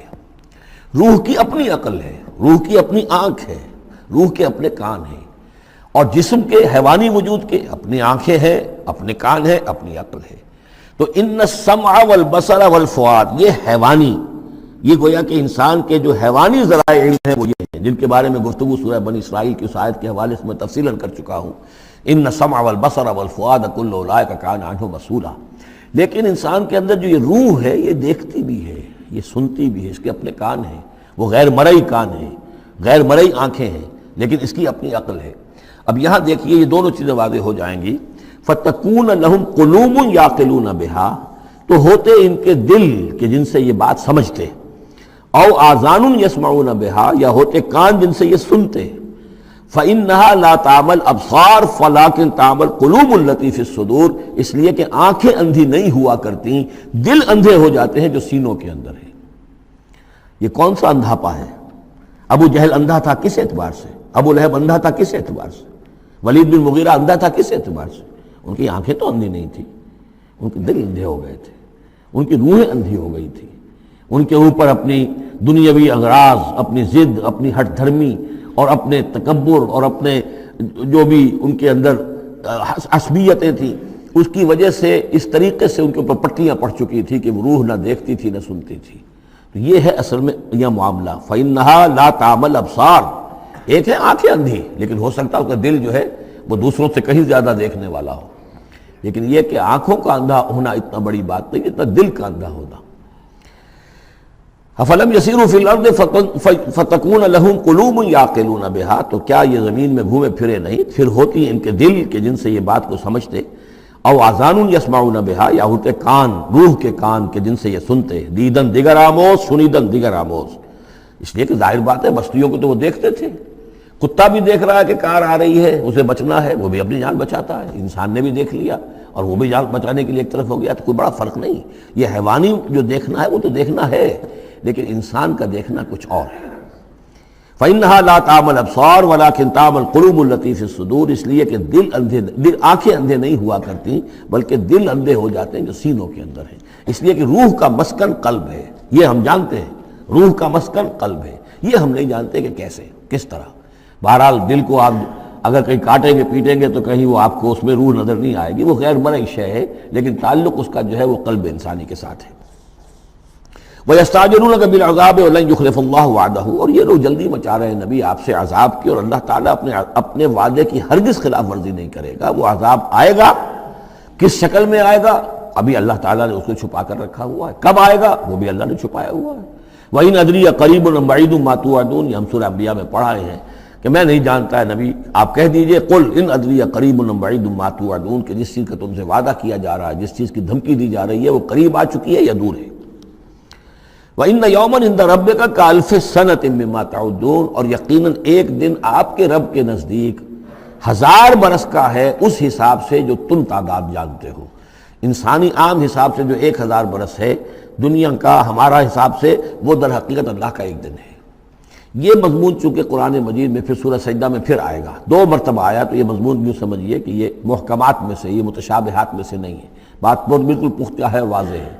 یدبر الامر من السماء الى الارض ثم يعرج الیہ فی یوم کان مقدارہ 1000 سنۃ مما تعدون، تو اللہ تعالیٰ کی جو تدبیر امر ہے، وہی جو 3 کام ابتدائی جو شاہ ولی اللہ دہلوی رحمۃ اللہ علیہ کی تصنیف حجت اللہ البالغہ کے حوالے سے میں بتا چکا ہوں، ابداع، خلق اور تدبیر۔ تدبیر تیسرا کام ہے۔ اس تیسرے کام کے ضمن میں اللہ کا جو بھی ایک نقشہ بنتا ہے اس کی مشیت کا، وہ 1000 سال کا ہوتا ہے ہمارے حساب سے، اس کا ایک دن ہے، وہ اس کی ایک پلاننگ ہو جاتی ہے، اس کے احکام جو ہے وہ فرشتوں کے حوالے کر دیے جاتے ہیں، اس کی پھر ایگزیکیوشن ہوتی ہے، تو 1000 برس کی پلاننگ ہے ہمارے حساب سے، اللہ کے ہاں وہ ایک دن ہے۔ وَكَأَيٍّ مِّن قَرْيَةٍ أَمْلَيْتُ لَهَا، اور کتنی ہی بستیاں ایسی ہوئی ہیں کہ جنہیں ہم نے ڈھیل دی تھی، وَهِيَ ظَالِمَةٌ، لیکن وہ تھیں گناہ گار، ثُمَّ أَخَذْتُهَا، پھر میں نے ان کو پکڑ لیا، وَإِلَيَّ الْمَصِيرُ، اور میری ہی طرف لوٹ کر آنا ہے۔ قُلْ يَا أَيُّهَا النَّاسُ إِنَّمَا أَنَا لَكُمْ نَذِيرٌ مُّبِينٌ، کہہ دیجئے اے نبی، اے لوگو، میں ہوں ایک خبردار کرنے والا، صاف صاف تمہارے لیے ایک خبردار کرنے والا آیا ہوں، ڈرانے والا آیا ہوں، بتا دینے والا ہوں کہ یہ مراحل زندگی کے آنے والے ہیں۔ فالذین آمنوا وعملوا الصالحات، جو لوگ ایمان لائیں اور نیک عمل کریں، لہم مغفرۃ ورزق کریم، ان کے لیے اللہ کی طرف سے مغفرت ہے، یہ میں بشارت دے رہا ہوں، اور رزق کریم، اور بہت ہی باعزت روزی ملے گی۔ والذین سعوا فی آیاتنا معاجزین، اور جو لوگ ہماری آیات کے بارے میں تگ و دو کریں گے کہ انہیں کسی طریقے سے فیل کر دیں، ناکام کر دیں، غیر مؤثر کر دیں، ان آیات کو پھیلنے نہ دیں، اولئک اصحاب الجحیم، تو یہ وہ لوگ ہیں کہ جہنم والے ہیں۔ وما ارسلنا من قبلک، یہ کافی مشکل آیت ہے قرآن مجید کی جو اگلی آ رہی ہے، اور اس میں کافی قیل و قال ہے۔ وما ارسلنا من قبلک من رسول ولا نبی الا اذا تمنى القى الشیطان فی امنیتہ، اور نہیں بھیجا ہم نے آپ سے پہلے بھی کوئی رسول، اے نبی صلی اللہ علیہ وسلم، نہ کوئی رسول نہ نبی، الا اذا تمنا، مگر یہ کہ جب اس نے خود خیال باندھا، کوئی پلاننگ کی، کوئی نقشہ بنایا اپنے کام کا۔ ایک تو یہ کہ اللہ کی طرف سے ہدایت آ رہی کہ اب یہ کیجئے، اب یہ کیجئے، اب یہ کیجئے، ظاہر بات ہے کہ اس میں تو کسی خطا کا کوئی امکان ہی نہیں، وہی چاہے وہ وحی جلی ہو اور چاہے وحی خفی ہو، نبی کے لیے وحی جلی، وحی خفی دونوں محفوظ ہیں۔ وحی خفی کے اندر بھی شیطان یا شیطانی قوتیں کوئی دراندازی نہیں کر سکتے، لیکن یہ کہ کبھی ایسا بھی ہوتا ہے کہ وحی کی طرف سے کوئی بات نہیں آئی ہے، ظاہر بات ہے کہ یہ نہیں سمجھنا چاہیے کہ نبی کی حیثیت بالکل ایسے ہے جیسے وہ کسی زمانے میں، آج کل تو شاید وہ معاملہ ختم ہو گیا، وہ تار جو جاتے تھے گٹ گٹ گٹ گٹ گٹ ہو رہی ہے، ادھر سے ہو رہی ہے، ادھر سے وہ جو ہے مشین بول رہی ہے، تو بیچ میں تو مشین ہے، کچھ نہیں ہے۔ تو ایسا نہیں ہے کہ نبی کی اپنی کوئی شخصیت ہی نہ ہو، نبی کی اپنی کوئی سوچ ہی نہ ہو، نبی کی اپنی کوئی پلاننگ ہی نہ ہو۔ یہ تو عام انسان بھی دیکھیے، اگر کوئی آپ کو یہ کہے بس آپ کو تو جو کہا کرتے چلے جاؤ، تو آپ کہیں گے میری شخصیت، میری بھی کوئی سوچ ہے، میری بھی کوئی اس معاملے کے اندر مجھے بھی کوئی رائے جو ہے۔ تو نبی کا معاملہ یہ نہیں ہے کہ بس ہر لحظہ وہ اللہ کا حکم آ رہا ہے، نہیں، بلکہ یہ کہ ان کو ایک حکم دے دیا گیا، اس پر پھر وہ خود بھی سوچتے ہیں۔ تبلیغ کیجئے، جیسے حکم آیا انذر عشیرتک الاقربین، اب اپنے قریبی رشتہ داروں کو خبردار کیجئے۔ اب یہ کام نبی کا تھا کہ آپ نے حضرت علی کو حکم دیا کہ کھانے کا انتظام کرو، اور بنو ہاشم کے تمام مردوں کو آپ نے بلا لیا۔ یہ جو تدبیر ہے یہ محمد الرسول اللہ صلی اللہ علیہ وسلم کی۔ ان تدبیروں میں ایسا ہو سکتا ہے کہ کسی وقت کوئی خطا ہو جائے، کسی وقت کوئی بات جو ہے غلط بھی ہو جائے، یہ بات چونکہ اس کا ذاتی اجتہاد ہے۔ چنانچہ صحابہ کرام بھی یہ کرتے تھے۔ غزوہ بدر میں حضور نے جہاں حکم دیا تھا کیمپ لگانے کا، تو وہ جا کر بعض صحابہ پہنچ گئے کہ حضور دیکھیے اگر تو یہ وحی کے حکم کے تحت ہے، جو اللہ کا حکم ہے کہ یہاں کیمپ ہمارا ہونا چاہیے، سر تسلیم خم ہے۔ اگر یہ آپ کی ذاتی رائے ہے تو پھر ذرا اگر آپ اجازت دیں تو ہم کچھ اپنی رائے بھی پیش کریں۔ آپ نے فرمایا ہاں کہو۔ انہوں نے عرض کیا کہ ہمارے نزدیک جو تجربہ ہمیں جنگوں کا ہے اس کے بنا پر ہم یہ سمجھتے ہیں کہ ہمارا جو پڑاؤ ہے، ہمارا کیمپ وہاں لگنا چاہیے، اس وادی کے اس گوشے میں۔ آپ نے فرمایا ٹھیک ہے، یہاں سے خیمے اٹھاؤ اور وہاں لگا لو۔ ظاہر بات ہے یہ تدبیر تھی ذاتی تھی محمد الرسول اللہ صلی اللہ علیہ وسلم کی۔ اس میں اختلاف کی صحابہ کو گنجائش ہے اور انہیں اپنی رائے پیش کرنے کا بھی موقع ہے۔ اگر یہ وہی سے ہوتا تو ظاہر بات ہے کہ پھر وہاں سے کوئی سوال پیدا نہیں ہوتا تھا کہ وہاں سے کیمپ اکھاڑا جائے۔ تو اس طرح کے معاملے میں خطا بھی ہو سکتی ہے، غلطی بھی ہو سکتی ہے، اور اس قسم کے معاملے میں کوئی در اندازی جو ہے شیطان کی طرف سے بھی ممکن ہے۔ اب یہ مسئلہ ایسا ہے کہ چونکہ عصمت انبیاء کے بارے میں جو بہت حساس، تمام اہل ایمان جو ہے بہت حساس ہیں، تو یہ جو ہے تو یہ گویا کہ یوں سمجھیے کہ یہ حلق میں پھنس جاتی ہے، اس کو اس طریقے سے قبول کرنا بڑا مشکل ہے۔ تو تعویلیں بڑی دور راسکار بھی کی گئی ہیں، لیکن میرے نزدیک اس کی بالکل سیدھی سی بات ہے۔ یہاں تک کہ میں آپ کو واقعہ بتا چکا ہوں تعبیر نخل کا، کہ حضور نے مدینے میں جا کر کہا کہ یہ آرٹیفیشل پولینیشن وغیرہ کے لیے تم جو قریب کر دیتے ہو کھجور کے نر اور مادہ پھولوں کو قریب لے آتے ہو تاکہ فرٹیلائزیشن زیادہ ہو جائے اور پھر یہ کہ پھل زیادہ ہو جائے، نہ کرو تو کیا ہے، آپ کے بس یہ کہنے سے صحابہ نے نہیں کیا، لیکن یہ کہ فصل کم ہو گئی۔ اب انہوں نے ڈرتے ڈرتے عرض کیا کہ حضور آپ نے یہ فرمایا تھا، ہم نے نہیں کیا، تعبیر نخل اس سال ہم نے نہیں کی تھی، فصل کم ہو گئی ہے۔ فرمایا انتم عالم بامور دنیاکم، یہ معاملات تمہارے، میں یہ سکھانے تمہیں نہیں آیا، ایگریکلچر سکھانے نہیں آیا تمہیں میں تو آیا ہوں یہ ہدایت دینے کے لیے۔ جو ہدایت میں دوں، جو میری جو نبوت اور رسالت کا جو ایشو ہے، جو اس کا موضوع ہے، اس پر تمہیں میری ہر بات کو ماننا ہے، لیکن یہ جو تمہارے معاملات ہیں یہ تجرباتی معاملات ہیں۔ اب دیکھیے تجرباتی، چونکہ وہ تجربہ تھا انہیں، وہ کرتے تھے، زراعت کرتے تھے، اور انہیں یہ اندازہ ہو گیا تھا کہ ایسا ہو تو اس سے یہ کہ پھل زیادہ ہوتا ہے، تو تجربے پر تھا، اور تجربے ہی کی بنیاد پر سائنس ہے۔ پوری سائنس کیا ہے؟ ایکسپیریمنٹیشن ہے نا، اسی کے اوپر تو یہ سائنس ڈیولپ ہوئی ہے۔ ان چیزوں کو جو ہے وہ اس سے خارج سمجھیے، اس میں کوئی تعلق جو ہے دین کا اس سے نہیں ہے۔ انتم عالم بامور دنیاکم، تم اپنے ان دنیاوی معاملات کو جو تجربے پر جس کا دار و مدار و نثار ہے مجھ سے بہتر جانتے ہیں۔ یہ حدیث ہے بخاری شریف کی، الحمدللہ اللہ تعالیٰ ان پر لاکھوں نعمتیں اور اپنی رحمتیں نازل فرمائے، یہ چیزیں محفوظ رہ گئی ہیں ہمارے لیے، تبھی تو ہمارے لیے کچھ کہنے کا اور بولنے کا موقع ہے۔ تو فرمایا انتم عالم بامور دنیاکم۔ اسی طریقے کا مسئلہ یہ ہے، وما ارسلنا من قبلک من رسول ولا نبی الا اذا تمنا، جب وہ کوئی اپنی سکیم بناتے ہیں، اپنی پلاننگ کرتے ہیں، القی الشیطان فی امنیتہ، تو شیطان ان کے خیال میں کچھ ڈال دیتا ہے۔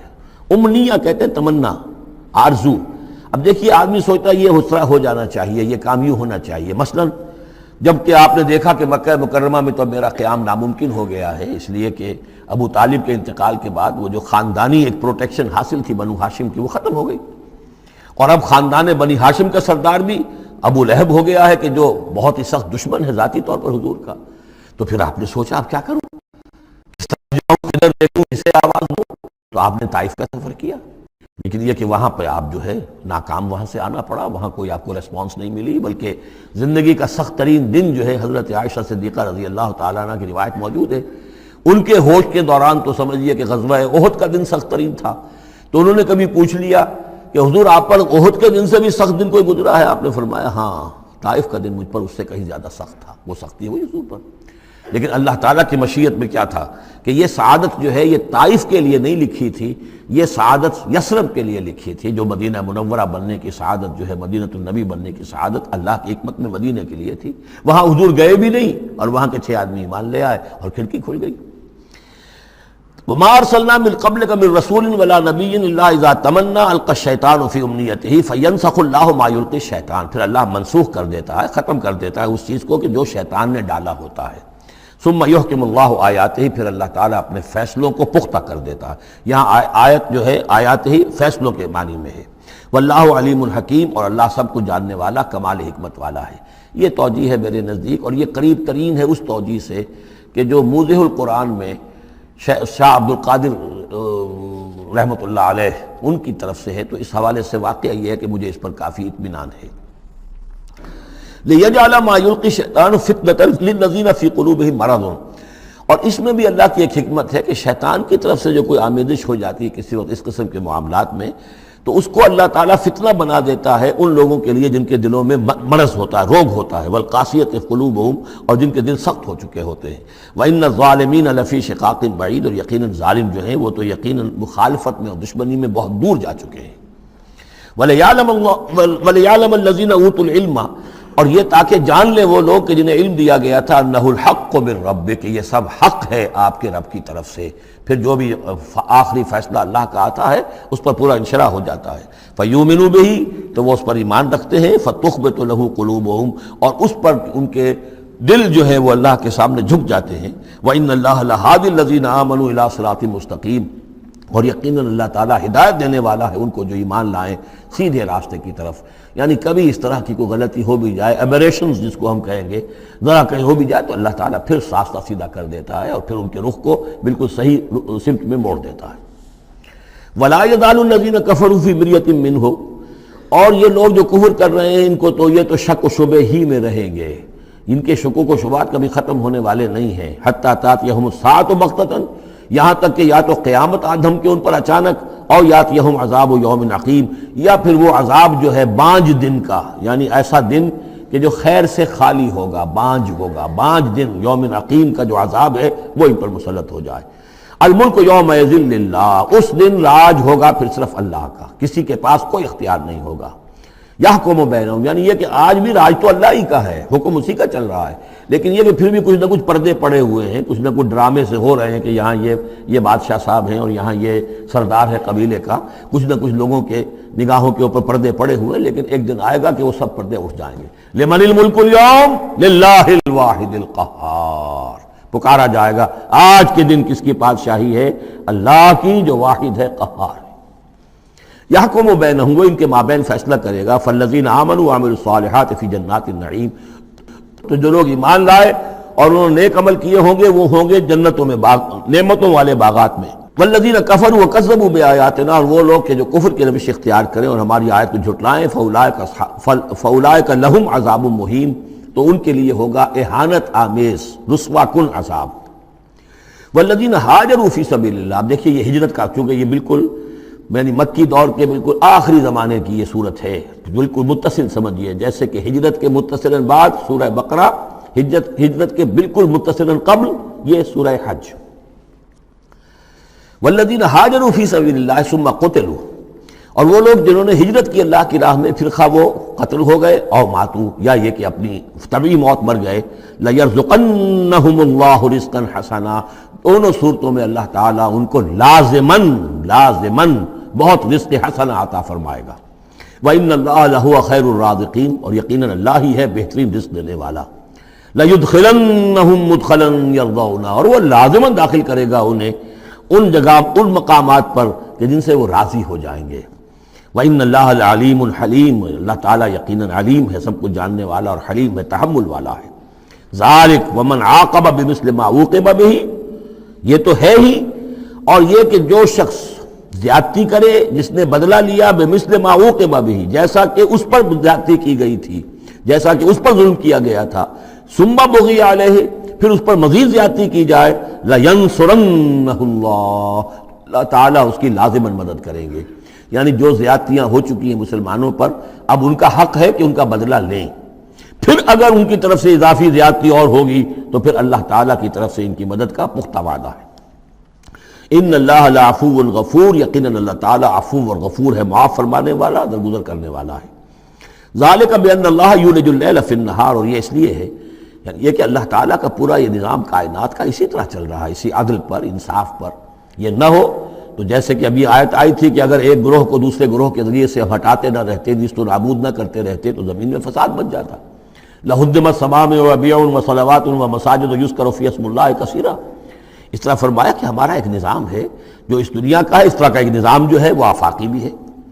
ذَلِكَ بِأَنَّ اللَّهَ يُولِجُ اللَّيْلَ فِي النَّهَارِ، یہ اس لیے کہ اللہ تعالیٰ رات کو لے آتا ہے دن میں پروتا ہوا، وَيُولِجُ النَّهَارَ فِي اللَّيْلِ، اور دن کو لے آتا ہے رات میں پروتے ہوئے، وَأَنَّ اللَّهَ سَمِيعٌ بَصِيرٌ، اللہ سب کچھ سننے والا اور دیکھنے والا ہے۔ ذَلِكَ بِأَنَّ اللَّهَ هُوَ الْحَقُّ، یہ اس لیے کہ اللہ ہی حق ہے، ذات برحق، جس کا حق ہونا قطعی ہے، یقینی ہے۔ وَأَنَّمَا يَدْعُونَ مِن دُونِهِ هُوَ الْبَاطِلُ، اور جس کو وہ پکار رہے ہیں اس کے سوا وہ سب باطل ہے، آدر ہوا ہے، ان کی کوئی حیثیت نہیں۔ وَأَنَّ اللَّهَ هُوَ الْعَلِيُّ الْكَبِيرُ، اور یہ کہ یقیناً اللہ تعالیٰ ہی ہے سب سے بلند و بالا اور سب سے بڑا۔ أَلَمْ تَرَ أَنَّ اللَّهَ أَنزَلَ مِنَ السَّمَاءِ مَاءً، کیا تم نے دیکھا نہیں کہ اللہ نے اتارا آسمان سے پانی، فَتُصْبِحُ الْأَرْضُ مُخْضَرَّةً، تو زمین سبز ہو جاتی ہے، سرسبزی شادابی نظر آتی ہے۔ ان اللہ لطیف الخبیر، یقیناً اللہ تعالیٰ بڑی ہی خفیہ تدبیریں کرنے والا اور ہر شے سے باخبر ہے۔ باریک بین بھی اس کے معنی ہے لطیف کے، اور خفیہ تدبیر کرنے والا۔ لہو ما فی السماوات و ما فی الارض، جو کچھ آسمانوں میں ہے وہ بھی اسی کا ہے، اور جو کچھ زمین میں ہے وہ بھی اسی کا ہے۔ وَإِنَّ اللَّهَ لَهُوَ الْغَنِيُّ الْحَمِيدُ، اور یقیناً اللہ تعالیٰ الغنی ہے، یعنی اسے کوئی احتیاج نہیں، الحمید ہے، اپنی ذات میں خود محمود ہے، ستودہ صفات ہے، اسے کسی حمد کی ضرورت نہیں۔ أَلَمْ تَرَ أَنَّ اللَّهَ سَخَّرَ لَكُم مَّا فِي الْأَرْضِ وَالْفُلْكَ تَجْرِي فِي الْبَحْرِ بِأَمْرِهِ، کیا تم نے دیکھا نہیں کہ اللہ تعالیٰ نے تمہارے لیے مسخر کر دیا ہے، تمہاری خدمت گزاری میں، تمہاری ضروریات کی بہم رسانی میں لگا دیا ہے ان سب چیزوں کو جو زمین میں ہے۔ والفلک، اور کشتی کو، تجری فی البحر بامرہ، جو چلتی ہے سمندر میں اور دریا میں اس کے حکم سے۔ ویمسک السماء ان تقع علی الارض، اور وہی ہے جو تھامے ہوئے آسمان کو کہ وہ گر نہ جائے زمین پر، الا باذنہ، مگر اس کے حکم سے۔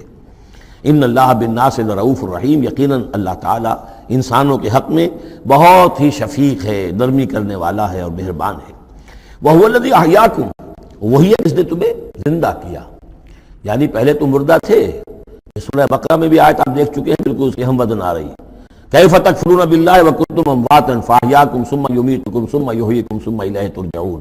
اب یہاں صرف یہ کہ کنتم امواتا کے الفاظ کو دوبارہ نہیں لائے، هُوَ الَّذِي أَحْيَاكُمْ ثُمَّ يُمِيتُكُمْ ثُمَّ يُحْيِيكُمْ، تم مردہ تھے پھر تمہیں زندہ کیا، پھر تمہیں موت دے گا، پھر زندہ کرے گا۔ مردہ تھے یعنی یہ ہمارا وہ دور ہے جبکہ روحانی عالم ارواح میں ہم سے عہد لینے کے بعد ہمیں سلا دیا گیا، الست بربکم، اس کے بعد کسی کولڈ سٹوریج کے اندر تمام ارواح کو رکھ دیا گیا۔ وہ ہماری پہلی موت تھی، پہلی نیند تھی جو ہم سوئے رہے۔ اس کے بعد جاگے ہیں تو اس عالم خلق کے اندر کسی رحم مادر کے اندر وہ روح جو ہے وہ لا کر ایک جنین کے ساتھ جوڑ دی گئی، یہ ہمارا احیاء اول ہو گیا۔ اس کے بعد پھر یہاں ہم رہیں گے تو یہ زندگی ہے دوسری، اور اس کے بعد جب موت ہوگی تو احیاء یہ اماتہ ثانی ہو جائے گا، پھر اللہ اٹھائے گا باس بعد الموت، وہ احیاء ثانی ہو جائے گا۔ یہ سورہ غافر میں مضمون آئے گا، اس کا کلائمیکس جو ہے سورہ غافر میں ہے۔ وَهُوَ الَّذِي أَحْيَاكُمْ ثُمَّ يُمِيتُكُمْ ثُمَّ يُحْيِيكُمْ إِنَّ الْإِنسَانَ لَكَفُورٌ، یقیناً انسان جو ہے وہ ناشکرا ہے۔ لِكُلِّ أُمَّةٍ جَعَلْنَا مَنْسَكًا هُمْ نَاسِكُوهُ، ہم نے ہر امت کے لیے ان کے قربانی کے طریقے، طور طریقے، عبادات کے آداب ہم نے مقرر کر دیے ہیں جو اس کی پیروی کرتے ہیں۔ فَلَا يُنَازِعُنَّكَ فِي الْأَمْرِ، تو انہیں آپ سے جھگڑنا نہیں چاہیے، یعنی یہ کہ اگر یہود کے ہاں کوئی اور طریقے تھے قربانی کے تو اور یہاں بنی اسماعیل کے لیے ہم نے کچھ اور مقرر کیے، مسلمانوں کو اب کچھ اور طریقے ہم بتا رہے ہیں، تو اس میں کوئی حرج نہیں ہے، اس میں جھگڑنے کی ضرورت بات نہیں۔ یہ پہلے پڑھ چکے ہیں اسی صورت میں کہ ہم نے ہر امت کے لیے منسک مقرر کیے ہیں۔ وَلِكُلِّ أُمَّةٍ جَعَلْنَا مَنْسَكًا لِيَذْكُرُوا اسْمَ اللَّهِ عَلَىٰ مَا رَزَقَهُم مِّن بَهِيمَةِ الْأَنْعَامِ فَإِلَٰهُكُمْ إِلَٰهٌ وَاحِدٌ فَلَهُ أَسْلِمُوا وَبَشِّرِ الْمُخْبِتِينَ۔ تو ہر قوم کے لیے، ہر امت کے لیے اللہ تعالیٰ نے قربانی کے قواعد و ضوابط بنائے، تو وہ اس کی پیروی کرتے ہیں۔ فَلَا يُنَازِعُنَّكَ فِي الْأَمْرِ، تو انہیں جھگڑنا نہیں چاہیے نبی آپ سے اس معاملے میں۔ وَادْعُ إِلَىٰ رَبِّكَ، اور اپنے رب کی طرف آپ بلاتے رہیے۔ إِنَّكَ لَعَلَىٰ هُدًى مُسْتَقِيمٍ، یقیناً آپ تو ہدایت کے، سیدھی ہدایت کے راستے پر ہیں۔ وَإِن جَادَلُوكَ، اور اگر یہ آپ سے جھگڑیں، فَقُلْ اللَّهُ أَعْلَمُ بِمَا تَعْمَلُونَ، تو کہیے بھئی اللہ کو بہتر معلوم ہے جو آپ کر رہے ہیں، میں جو سمجھتا ہوں حق ہے، جو حق میرے پاس آئے میں اس کی پیروی کر رہا ہوں۔ آپ اگر اپنی جگہ سمجھتے ہیں کہ آپ زیادہ حق پر ہیں تو ٹھیک ہے، آپ جانیں، آپ کا رب جانے۔ اللہ یحکم بینکم یوم القیامہ، اللہ فیصلہ کر دے گا تمہارے مابین قیامت کے دن، فیما کنتم فیہ تختلفون، ان تمام چیزوں کے بارے میں جس میں تم اختلاف کرتے رہے تھے۔ الم تعلم ان اللہ یعلم ما فی السماء والارض، کیا تم جانتے نہیں کہ اللہ تعالیٰ جانتا ہے جو کچھ کہ ہے آسمان میں اور زمین میں۔ ان فی ذالک کتاب، اور یہ ایک کتاب میں لکھا ہوا ہے، یہ وہی ام الکتاب ہے، وہی اللہ تعالیٰ کے علم قدیم کی کتاب ہے۔ ان ذالک علی اللہ یسیر، اور یہ چیز اللہ پر بہت آسان ہے، تمہیں مشکل معلوم ہوتا ہے۔ وَيَعْبُدُونَ مِن دُونِ اللَّهِ مَا لَمْ يُنَزِّلْ بِهِ سُلْطَانًا، اور وہ پوج رہے ہیں، پرستش کر رہے ہیں اللہ کے سوا ایسی چیزوں کی جس کے لیے کہ اللہ نے کوئی سند نہیں اتاری۔ یعنی اللہ کو تو ہم بھی مانتے ہیں، وہ بھی مانتے ہیں، اب اضافی جس کو وہ مانگ رہے ہیں تو اللہ کی طرف سے کوئی سند ہونی چاہیے ان کے لیے، تب تو درست ہے. اگر اللہ کی طرف سے سند نہیں ہے تو وہ بے بنیاد ہے. وما لیس لہم بہ علم، نہ صرف کہ کوئی سند نہیں ہے، کوئی علم بھی نہیں ہے، کوئی معقول بات ہو، کوئی دلیل ہو، کوئی بنیاد ہو، کوئی منطق کے اندر، کوئی حقیقت کے اندر، بالکل بے بنیاد باتیں. وما للظالمین من نصیر، اور ایسے ظالموں کا کوئی مددگار نہیں ہوگا. وَإِذَا تُتْلَىٰ عَلَيْهِمْ آيَاتُنَا بَيِّنَاتٍ، اور جب ان کو سنائی جاتی ہیں پڑھ کر ہماری آیات بینات، تعرف فی وجوہ الذین کفروا المنکر، تو تم دیکھتے ہو کہ ان کافروں کے چہروں کے اندر سخت ناگواری کے آثار پیدا ہو جاتے ہیں. بجائے اس کے کہ وہ اللہ کی آیات سن کر ان کے دل کھل اٹھیں، ان کے اندر خوشی کی کیفیت پیدا ہو، انبساط پیدا ہو. ہمارے رب کا کلام ہے. تعرف فی وجوہ الذین کفروا المنکر، تم دیکھتے ہو بڑی ناگواری کے آثار ہیں. یکادون یسطون بالذین یتلون علیہم آیاتنا، ان قریب ہوتا ہے کہ پل پڑیں گے، وہ حملہ آور ہو جائیں گے، تکہ بوٹی کر دیں گے ان کی جو انہیں ہماری آیات پڑھ کر سنا رہے ہیں. قل افانبئکم بشر من ذالکم، ان سے کہیے تو کیا میں تمہیں بتاؤں جس قدر تمہیں ناگواری اس وقت ہو رہی ہے، تم پر بڑی سختی بیت رہی ہے اللہ کی آیات جو تمہیں سنائی جا رہی ہیں، کیا اس سے بھی زیادہ بری بات کون سی ہے بتاؤں؟ النار، وہ آگ جس کے کہ تم مستحق ہو رہے ہو اپنے اس کفر اور انکار کی وجہ سے. وعدہ اللہ الذین کفروا، اللہ نے وعدہ کیا ہے اس آگ کا کافروں سے. وبئس المصیر، اور وہ بہت ہی برا ٹھکانہ ہے. اب جو یہ آخری رکوع آ رہا ہے سورہ مبارکہ کا، اس کے ترجمے سے پہلے مجھے تھوڑی سی تمہیداً کچھ بات عرض کرنی ہے. یہ جو ایک دعوت رجوع القرآن کی ایک تحریک ہم نے شروع کی، اور الحمدللہ کہ میں اس میں اپنی زندگی کے لگ بھگ 35 برس اب صرف کر چکا ہوں، اور اسی کے پھر کوکھ سے تنظیم اسلامی اور تحریک خلافت نے جنم لیا ہے. اس دعوت رجوع القرآن کی جو بنیاد ہے اور جس کو کہ میں نے ذریعہ بنایا ہے قرآن مجید سے لوگوں کو متعارف کرانے کا، اور قرآن مجید کے ذریعے سے دین کے جامع تصور کو لوگوں کے سامنے پیش کرنے کا، اور قرآن مجید کے ذریعے سے دین کی طرف سے جو بنیادی فرائض ہم پر عائد ہوتے ہیں اس کا ایک جامع تصور دینے کا جو میں نے کام کیا ہے، اس کے لیے ذریعہ میں نے بنایا ہے ایک منتخب نصاب کو، مطالعہ قرآن حکیم کا منتخب نصاب. یہ جو منتخب نصاب ہے یہ تقریباً کل قرآن کے 1/15 حجم کے اندر یوں سمجھیے کہ 2 پاروں کے لگ بھگ ہے، مائنس پلس کم و بیش 2 پارے ہوں گے. تو اس میں ان آیات کو لیا گیا ہے کہ جن میں ایک تو یہ کہ دین کا جامع تصور بہت مختصر الفاظ میں سامنے آ جائے، اور جو فرائض دینی ہیں جس کا کہ ہم سے باز پرس ہونی ہے، جس کے بارے میں پوچھ گچھ ہونی ہے، تو اس کا صحیح تصور ہمیں معلوم ہے. کوئی نماز روزہ یہ تو فرض ہے، سب جانتے ہیں. اس کے علاوہ بھی کوئی چیز فرض ہے، کسی چیز کے بارے میں ہم مسئول ہیں، ذمہ داری ہماری ہے یا نہیں ہے. تو وہ جو منتخب نصاب ہے اس کے مختلف جو حصے ہیں، ہم کچھ حصوں سے گزرے ہیں، لیکن یہ میں آج سوچ رہا تھا کہ جیسے میں نے آپ کو بتایا تھا کہ حروف مقطعات کا معاملہ یہ ہے کہ 29 حروف ہیں یا 28 حروف ہیں عربی زبان کے الفابیٹس جو ہیں، شروع کے حصوں میں سے حروف میں سے بہت کم ہیں جو حروف مقطعات میں آئے، اور آخری جو حصہ ہے اس کے تختی کے، اس کے بہت سے حروف ہیں، اکثر و بیشتر ہیں کہ جو حروف مقطعات میں آئے. تو یہ پہلی مرتبہ میرا ذہن ادھر گیا ہے کہ ہمارے اس منتخب نصاب میں بھی یہ چیز کوئی میرے پیش نظر نہیں تھی کہ جان بوجھ کر ایسا کیا ہو. زیادہ حصے اسباق وہی ہیں کہ جو نصف ثانی سے متعلق ہیں، بلکہ قرآن مجید کے آخری حصے سے زیادہ جو ہیں وہ اس میں مقامات اور آیات اور رکوع یا صورتیں شامل ہوئی ہیں. لیکن اس وقت اس کا تعارف میں یہ کرا رہا ہوں کہ اس کا ایک بڑا مرکزی درس ہے کہ جو اگلی جو یہ رکوع آ رہا ہے جو 6 آیات پر مشتمل ہے، یہ اس کا بڑا مرکزی درس ہے. یہ جو میرا منتخب نصاب ہے اس کے 6 حصے ہیں. نقطہ آغاز ہے سورۃ العصر، والعصر ان الانسان لفی خسر الا الذین آمنوا وعملوا الصالحات وتواصوا بالحق وتواصوا بالصبر. مختصر ترین صورت، جامع ترین صورت. انسان کی نجات کے یہ 4 لوازم ہیں: ایمان، عمل صالح، تواصی بالحق، تواصی بالصبر. پھر 3 اور مقامات ہم نے اس میں ایسے ہی جامع مقامات جس میں یہ چاروں چیزیں تقریباً بیان ہوئی ہیں وہ شامل کر کے وہ پہلا حصہ ہو گیا. اس کا ایک درس ہم گزر چکے ہیں سورہ بقرہ میں، آیت البر، اس کا درس نمبر 2 ہے. لیس البر ان تولوا وجوہکم قبل المشرق والمغرب. نیکی جو تم نے سمجھی ہوئی ہے، کسی نے کسی شے کو نیکی سمجھا ہوا، کسی نے کسی کو نیکی سمجھا ہوا ہے. اصل نیکی کیا ہے، پوری نیکی کیا ہے، نیکی کی روح کیا ہے، جڑ بنیاد کیا ہے، نیکی کے مظاہر کیا ہیں، ان مظاہر میں پھر اقدمیت کس چیز کی ہے، اولیت کس شے کی ہے، ثانوی درجے میں کون سی ہے، پھر چوٹی کیا ہے، سمم بونم کیا ہے، سب سے اونچا جو مقام ہے، جو مقام مطلوب ہے وہ کیا ہے. اسی طریقے سے پھر اس کا دوسرا حصہ جو ہے اس منتخب نصاب کا، اس میں کچھ ایمان سے متعلق مباحث ہیں۔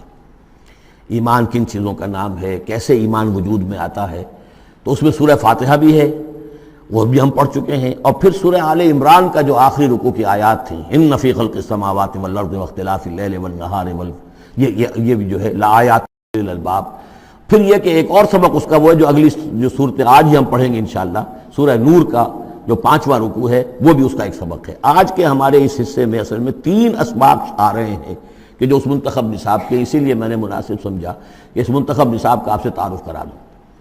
پھر یہ تیسرا حصہ اس کا جو ہے وہ اعمال صالحہ، عمل صالح کی تفصیل کیا ہے، انفرادی سطح پر کیا عمل ہونا چاہیے، اجتماعی سطح پر کیا ہونا چاہیے، معاشرتی سطح پہ کیسے ہونا چاہیے، ریاستی سطح پر کیا ہونا چاہیے۔ تو اس میں خاص طور پہ معاشرتی سطح سے متعلق وہ سورہ بنی اسرائیل کے 2 رکوع ہم پڑھ چکے ہیں جو 15ویں پارے میں آئے، سورہ بنی اسرائیل میں 3 اور 4 رکوع، جو میں نے عرض کیا تھا کہ یہ 10 کمانڈمنٹس جو ہیں تورات کے، وہ گیا کہ ان کی یہ تعبیر ہے، قرآن مجید کی تشریح یہ ہے ان کی۔ تو اس طریقے سے یہ درس جو ہمارا وہ چلتا ہوا، پھر آخر تک اب جو حصے آئیں گے میں بر وقت آپ کو بتاتا جاؤں گا، لیکن یہ درس جو ہے یہ بھی در حقیقت اس کے تیسرے حصے کا آخری یا چوتھے حصے کا پہلا درس ہے، بالکل مرکزی جگہ، 3 حصے ادھر 3 حصے ادھر۔ یہ اس اعتبار سے جامع ترین مقام ہے قرآن کا کہ قرآن کی دعوت کو 2 حصوں میں تقسیم کر کے بیان کیا گیا۔ ایک قرآن کی دعوت عمومی ہے، ہر انسان، کل نوع بشر کے لیے، اس لیے کہ حضور کی بعثت تمام انسانوں کے لیے، ہر انسان کسے باشد، چاہے شمال کا ہو، جنوب کا ہو، مشرق کا ہو، مغرب کا ہو، کالا ہو، گورا ہو، پیلا ہو، نیلا ہو، کوئی ہو، سب کے لیے کیا دعوت ہے قرآن کی، قرآن کیا کہتا ہے، کوئی ہے یا نہیں؟ پہلے درجے میں تو دعوت عمومی، الی کافۃ الناس۔ دوسرے درجے میں دعوت خصوصی، یہ کن کے لیے ہے؟ جو ماننے کا اعلان کرے۔ پہلی دعوت دعوت ایمان ہے، مانو اللہ کو، مانو رسول کو، مانو آخرت کو، مانو بعث بعد الموت کو، مانو جنت کو، مانو دوزخ کو، یہ ہے عام۔ جو یہ مانتے ہی نہیں، اب ان سے کوئی اور کلام نہیں، ان سے ہم کیسے کہیں گے نماز پڑھو اور روزہ رکھو؟ وہ اللہ کو نہیں مانتے، قرآن کو نہیں مانتے، نبی کو نہیں مانتے۔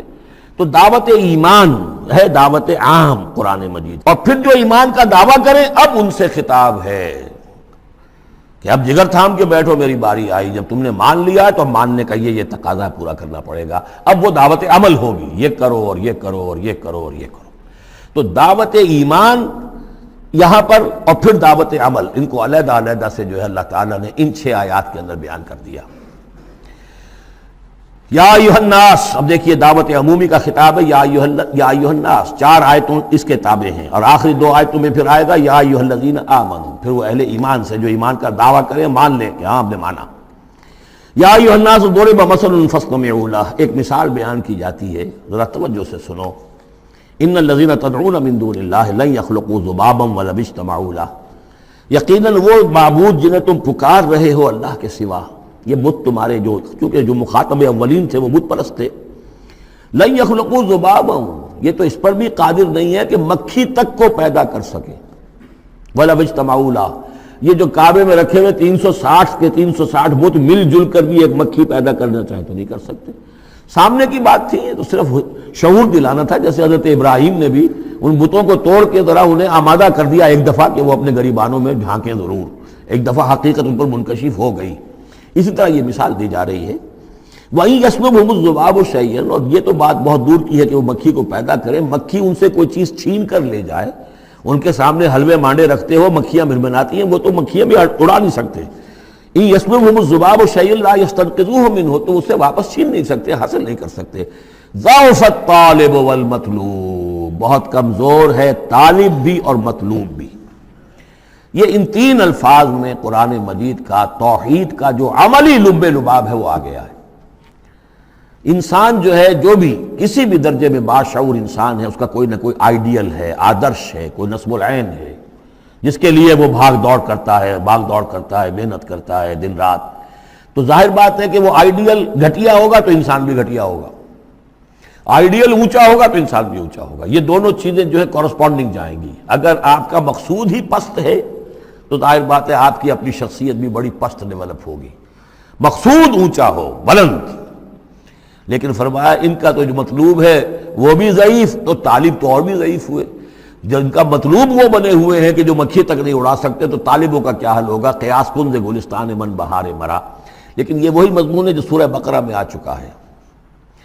وَمِنَ النَّاسِ مَن يَتَّخِذُ مِن دُونِ اللَّهِ أَندَادًا يُحِبُّونَهُمْ كَحُبِّ اللَّهِ، لوگوں میں سے کچھ ایسے ہیں جو اللہ کے مد مقابل بنا کر کچھ اور چیزوں سے محبت شروع کر دیتے جیسے کہ اللہ سے محبت کرنی چاہیے تھی۔ اصل میں تو انسان کو بنایا گیا کہ لا محبوب الا اللہ، لا مقصود الا اللہ، لا مطلوب الا اللہ، مطلوب اللہ کے سوا کوئی نہ رہے، باقی ذرائع ہیں۔ زندہ رہنے کے لیے روٹی کھانی ہے، محنت کرنی ہے، ہل چلانا ہے، ذرائع ہے، مطلوب نہیں ہے۔ نہ کھیتی مطلوب ہے، نہ دکان مطلوب ہے، نہ پروفیشن مطلوب ہے، نہ ڈاکٹری، نہ انجینئرنگ، کوئی شے مطلوب نہیں۔ نہ دنیا مطلوب ہے، نہ اولاد مطلوب ہے، مطلوب صرف اللہ۔ یہ ہے توحید کا لب لباب۔ لا مطلوب الا اللہ، لا مقصود الا اللہ، لا محبوب الا اللہ۔ لیکن جو لوگ یہاں تک نہیں پہنچ سکتے، جیسے جس شخص کو بہت سخت بھوک لگی ہو، اگر اچھی چیز کھانے کو نہیں ملے گی تو برے میں بھی منہ مارے گا۔ اگر ان کا ذہن وہاں تک نہیں پہنچا، اگر ان کے ذہن کی پستی کا یہ عالم ہے کہ اللہ کی معرفت حاصل نہیں کر سکے، اللہ ان کا محبوب اور مطلوب و مقصود اصلی نہ بن سکا، تو کسی اور کو اللہ کی جگہ رکھ کر اور وہ پوجنا شروع کر دیتے ہیں۔ کوئی آئیڈیلی ہے، کوئی وطن ہے، کوئی قوم ہے، اور کچھ نہیں تو میرا اپنا نفس ہے، اپنے ہی حسن کا دیوانہ بنا پھرتا ہوں، اپنی ہی حریم ذات کے گرد طواف ہو رہا ہے۔ تو ضعف الطالب والمطلوب ما قدر اللہ حق قدرہ، یہ اللہ کی قدر نہ کر سکے، اللہ کا اندازہ نہ کر سکے، معرفت حاصل نہ کر سکے اللہ کی، جیسے کہ اس کے معرفت کا حق تھا۔ اللہ کو پہچان لیتے تو کسی اور سے کاہے کو لو لگاتے؟ حسین ترین کو اگر دیکھ لیں گے تو کمتر کو کون پھر پوچھے گا؟ تو دیکھ نہیں پائے ہیں جلال خداوندی کا کوئی نقشہ ان کے سامنے، جلال و جمال و کمال خداوندی کی کوئی جھلک نہیں دیکھ پائے، لہذا وہ عاشق بنے پھر رہے دنیا کے عروس ہزار داماد کے۔ ما قدر اللہ کا قدرہ ان اللہ لقوی عزیز، یقینا اللہ تعالیٰ قوی ہے، توانا ہے، طاقت والا ہے اور زبردست ہے۔ اللہ یصطفی من الملائکۃ رسلا ومن الناس، دو آیتوں میں تو بات آ گئی توحید اور شرک کی، اب ایک آیت میں رسالت۔ اللہ چن لیتا ہے فرشتوں میں سے بھی اپنے پیغامبر اور انسانوں میں سے بھی۔ ان اللہ سمیع بصیر، اللہ سمیع اور بصیر ہے۔ ادھر سے چن لیا جبرائیل کو اور اپنی وحی دے دی، ادھر سے چن لیا محمد کو صلی اللہ علیہ وسلم اور جبریل سے کہا کہ محمد کو پہنچا دو، تاکہ محمد اپنے ابنائے نو کو، انسانوں کو لوگ پہنچا دیں۔ تو یہ گویا کہ دو لنکس ہیں، ایک فرشتہ رسول ملک، ایک رسول بشر، جبرائیل اور محمد صلی اللہ علیہ وسلم۔ ان اللہ سمیع بصیر، اللہ تعالیٰ سب کچھ سننے والا اور دیکھنے والا ہے۔ یعلم ما بین ایدیہم وما خلفہم، وہ جانتا ہے جو کچھ ان کے سامنے ہے، جو کچھ ان کے پیچھے ہے۔ وإلی اللہ ترجع الامور، اور پھر تمام معاملات اللہ ہی کی طرف لوٹا دیے جائیں گے۔ یہ آخرت آ گئی، توحید، رسالت، آخرت، یہ ہے ثلاثی، یہ امور ثلاثہ ہیں جن پر ایمان کی دعوت، اور یہ دعوت ہے یا ایھا الناس، اے بنی نوع آدم، اے انسانوں۔ اب بات ہے دوسرے مرحلے پر، جنہوں نے کہا اچھا جی ہم نے مانا اللہ کو، مانا رسول کو، مانا ہم نے آخرت کو، بعث بعد الموت کو، ہم تسلیم کرتے ہیں انا للہ و انا الیہ راجعون۔ تو اب ہے عمل کا مرحلہ۔ یا ایھا الذین آمنوا، اے وہ لوگوں جو ایمان کا دعویٰ کر رہے ہو، اقرار کر رہے ہو۔ اب بات بدل گئی، اب دیکھیے فعل امر آ رہے ہیں، پہلے میں فعل امر کوئی تھا ہی نہیں، سوائے اس کے کہ ضرب مثلا فاستمعوا لہ، بس وہ ایک فعل امر آیا تھا، ذرا باتوجہ سے سنو، باقی کچھ نہیں، حقائق بیان کر دیے، توحید، رسالت، معاد۔ اب جو لوگ ان کو مانتے ہیں، یا ایھا الذین آمنوا ارکعوا واسجدوا واعبدوا ربکم وافعلوا الخیر لعلکم تفلحون، اے ایمان کے دعوے دارو رکوع کرو، جھکو اللہ کے سامنے، واسجدوا اور جھکو، پروسٹریٹ بیفور ہم، اس کے سامنے سر بسجود ہو جاؤ، وَاعْبُدُوا رَبَّكُمْ، اور اپنے رب کی بندگی، مکمل بندگی، ٹوٹل بندگی، اس کی پرستش نہیں، بندگی بھی، زندگی آمد برائے بندگی، زندگی بے بندگی شرمندگی، وَافْعَلُوا الْخَيْرَ، اور نیک کام کرو، بھلے کام کرو۔ اب بھلا کام کون سا رہ گیا؟ وَاعْبُدُوا میں تو سب کچھ آ گیا، بھلا کام کیا ہے؟ عبادت میں تو جو اللہ نے حکم دیا وہ ہم نے کر دیا، ہم نے بندگی کا حق ادا کر دیا۔ اب فعل خیر کیا ہے؟ وہ یہ ہے کہ خدمت خلق میں اپنے آپ کو لگا دو، اور خدمت خلق صرف یہ نہیں ہے کہ بھوکے کو کھانا کھلا دیا جائے، یہ بھی خدمت خلق ہے۔ سب سے بڑی خدمت خلق کیا ہے؟ ان کی संवारने की कोशिश करो। ये समोचे जहन्नम के अंदर जा रहे हैं। गोया कि दावत, इनको बचाओ, इन लोगों को उस हकाइक से खुद भी जिनसे कि तुम आशना हो गए हो, जो हकाइक तुम पर मुनकशिफ हो गए हैं, उनसे इन्हें भी रोशनास करो ताकि इनकी आखिरत संवर जाए, इनकी भी जिंदगी दुरुस्त हो जाए। लाल्लकुम तुफलिहून, ये करोगे तो फलाह पाओगे। बहुत अहम नुक्ता है ये। है ईमान के दावेदारों, ये ना समझ बैठो बस ईमान ले आए तो बस फलाह ही फलाह है, अब कामयाबी हो गई बस, नहीं। ये शहादत गहे उल्फत में कदम रखना है। ये तो अभी कदम रखा है आपने, अब ये करो और ये करो और ये करो और ये करो ताकि फलाह पाओ। अगर इसके बगैर फलाह की तवक्को किए बैठे हो तो ये तुम्हारा अपना ख्याल है, विशफुल थिंकिंग है। तिलका अमानियुकुम कुल हातु बुरहानकुम इन कुंतुम सादिकीन, ये तो फिर तुम्हारी अपने मन घड़त ख्यालात हैं। और इससे भी अगला हुक्म है वजाहिदू फिल्लाहि हक्का जिहादी, जिहाद करो फिर अल्लाह के लिए जैसा कि उसके लिए जिहाद का हक है। जी नहीं, ये सजदा जो है सिर्फ हजरत शाफी के नजदीक है, इमाम शाफी के। वजाहिदू फिल्लाहि हक्का जिहादिही, और जिहाद करो अल्लाह के लिए जैसा कि उसके लिए जिहाद का हक है। हुवा इज्तबाकुम, उसने तुम्हें चुन लिया है। क्या मानी? अब नबूवत मोहम्मद पर खत्म हो रही है सल्लल्लाहु अलैहि वसल्लम। अब आइंदा जिब्रील किसी के पास वही नहीं लाएंगे कि फिर वो वही पहुंचाए लोगों को। अब ये काम यह कि वही जो जिब्रील वही लाए और जो मोहम्मद ने तुम्हें पहुंचा दी, अब तुम्हें पहुंचा दी है पूरी नौ इंसानी की तरफ। ये है तीसरी लिंक, हुवा इज्तबाकुम। अपने नसीब पर फख्र करो, अल्लाह ने तुम्हें चुन लिया है, सिलेक्ट कर लिया है। ये बिल्कुल वही मजमून अब आ गया जो सूरह बकरा में आया था, वकज़ालिक जअलनाकुम उम्मतन वसतन लितकूनू शुहदा अलन्नास व यकून रसूलु अलैकुम शहीदा। वही मजमून आ रहा है, हुवा इज्तबाकुम वमा जअल अलैकुम फिद्दीन मिन हरज, और तुम्हारे लिए तो हमने दीन के अंदर कोई तंगी रखी ही नहीं। मिल्लत अबीकुम इब्राहीम, ये तुम्हारे जद्द इब्राहीम ही की मिल्लत है। हुवा सम्माकुमुल मुस्लिमीन, उसी ने तुम्हारा नाम मुस्लिम रखा है। अल्लाह ने तुम्हें इस मुस्लिम का खिताब दिया है। हज़रत इब्राहीम ने भी यही कहा था, रब्बना वजअलना मुस्लिमैन लका व मिन ज़ुर्रियतिना उम्मतन मुस्लिमतन लक, हमारी उम्मत में से भी एक उम्मत मुस्लिमा उठाई हो। मिन क़ब्ल व फ़ी हाज़ा, इससे पहले भी और इसमें भी।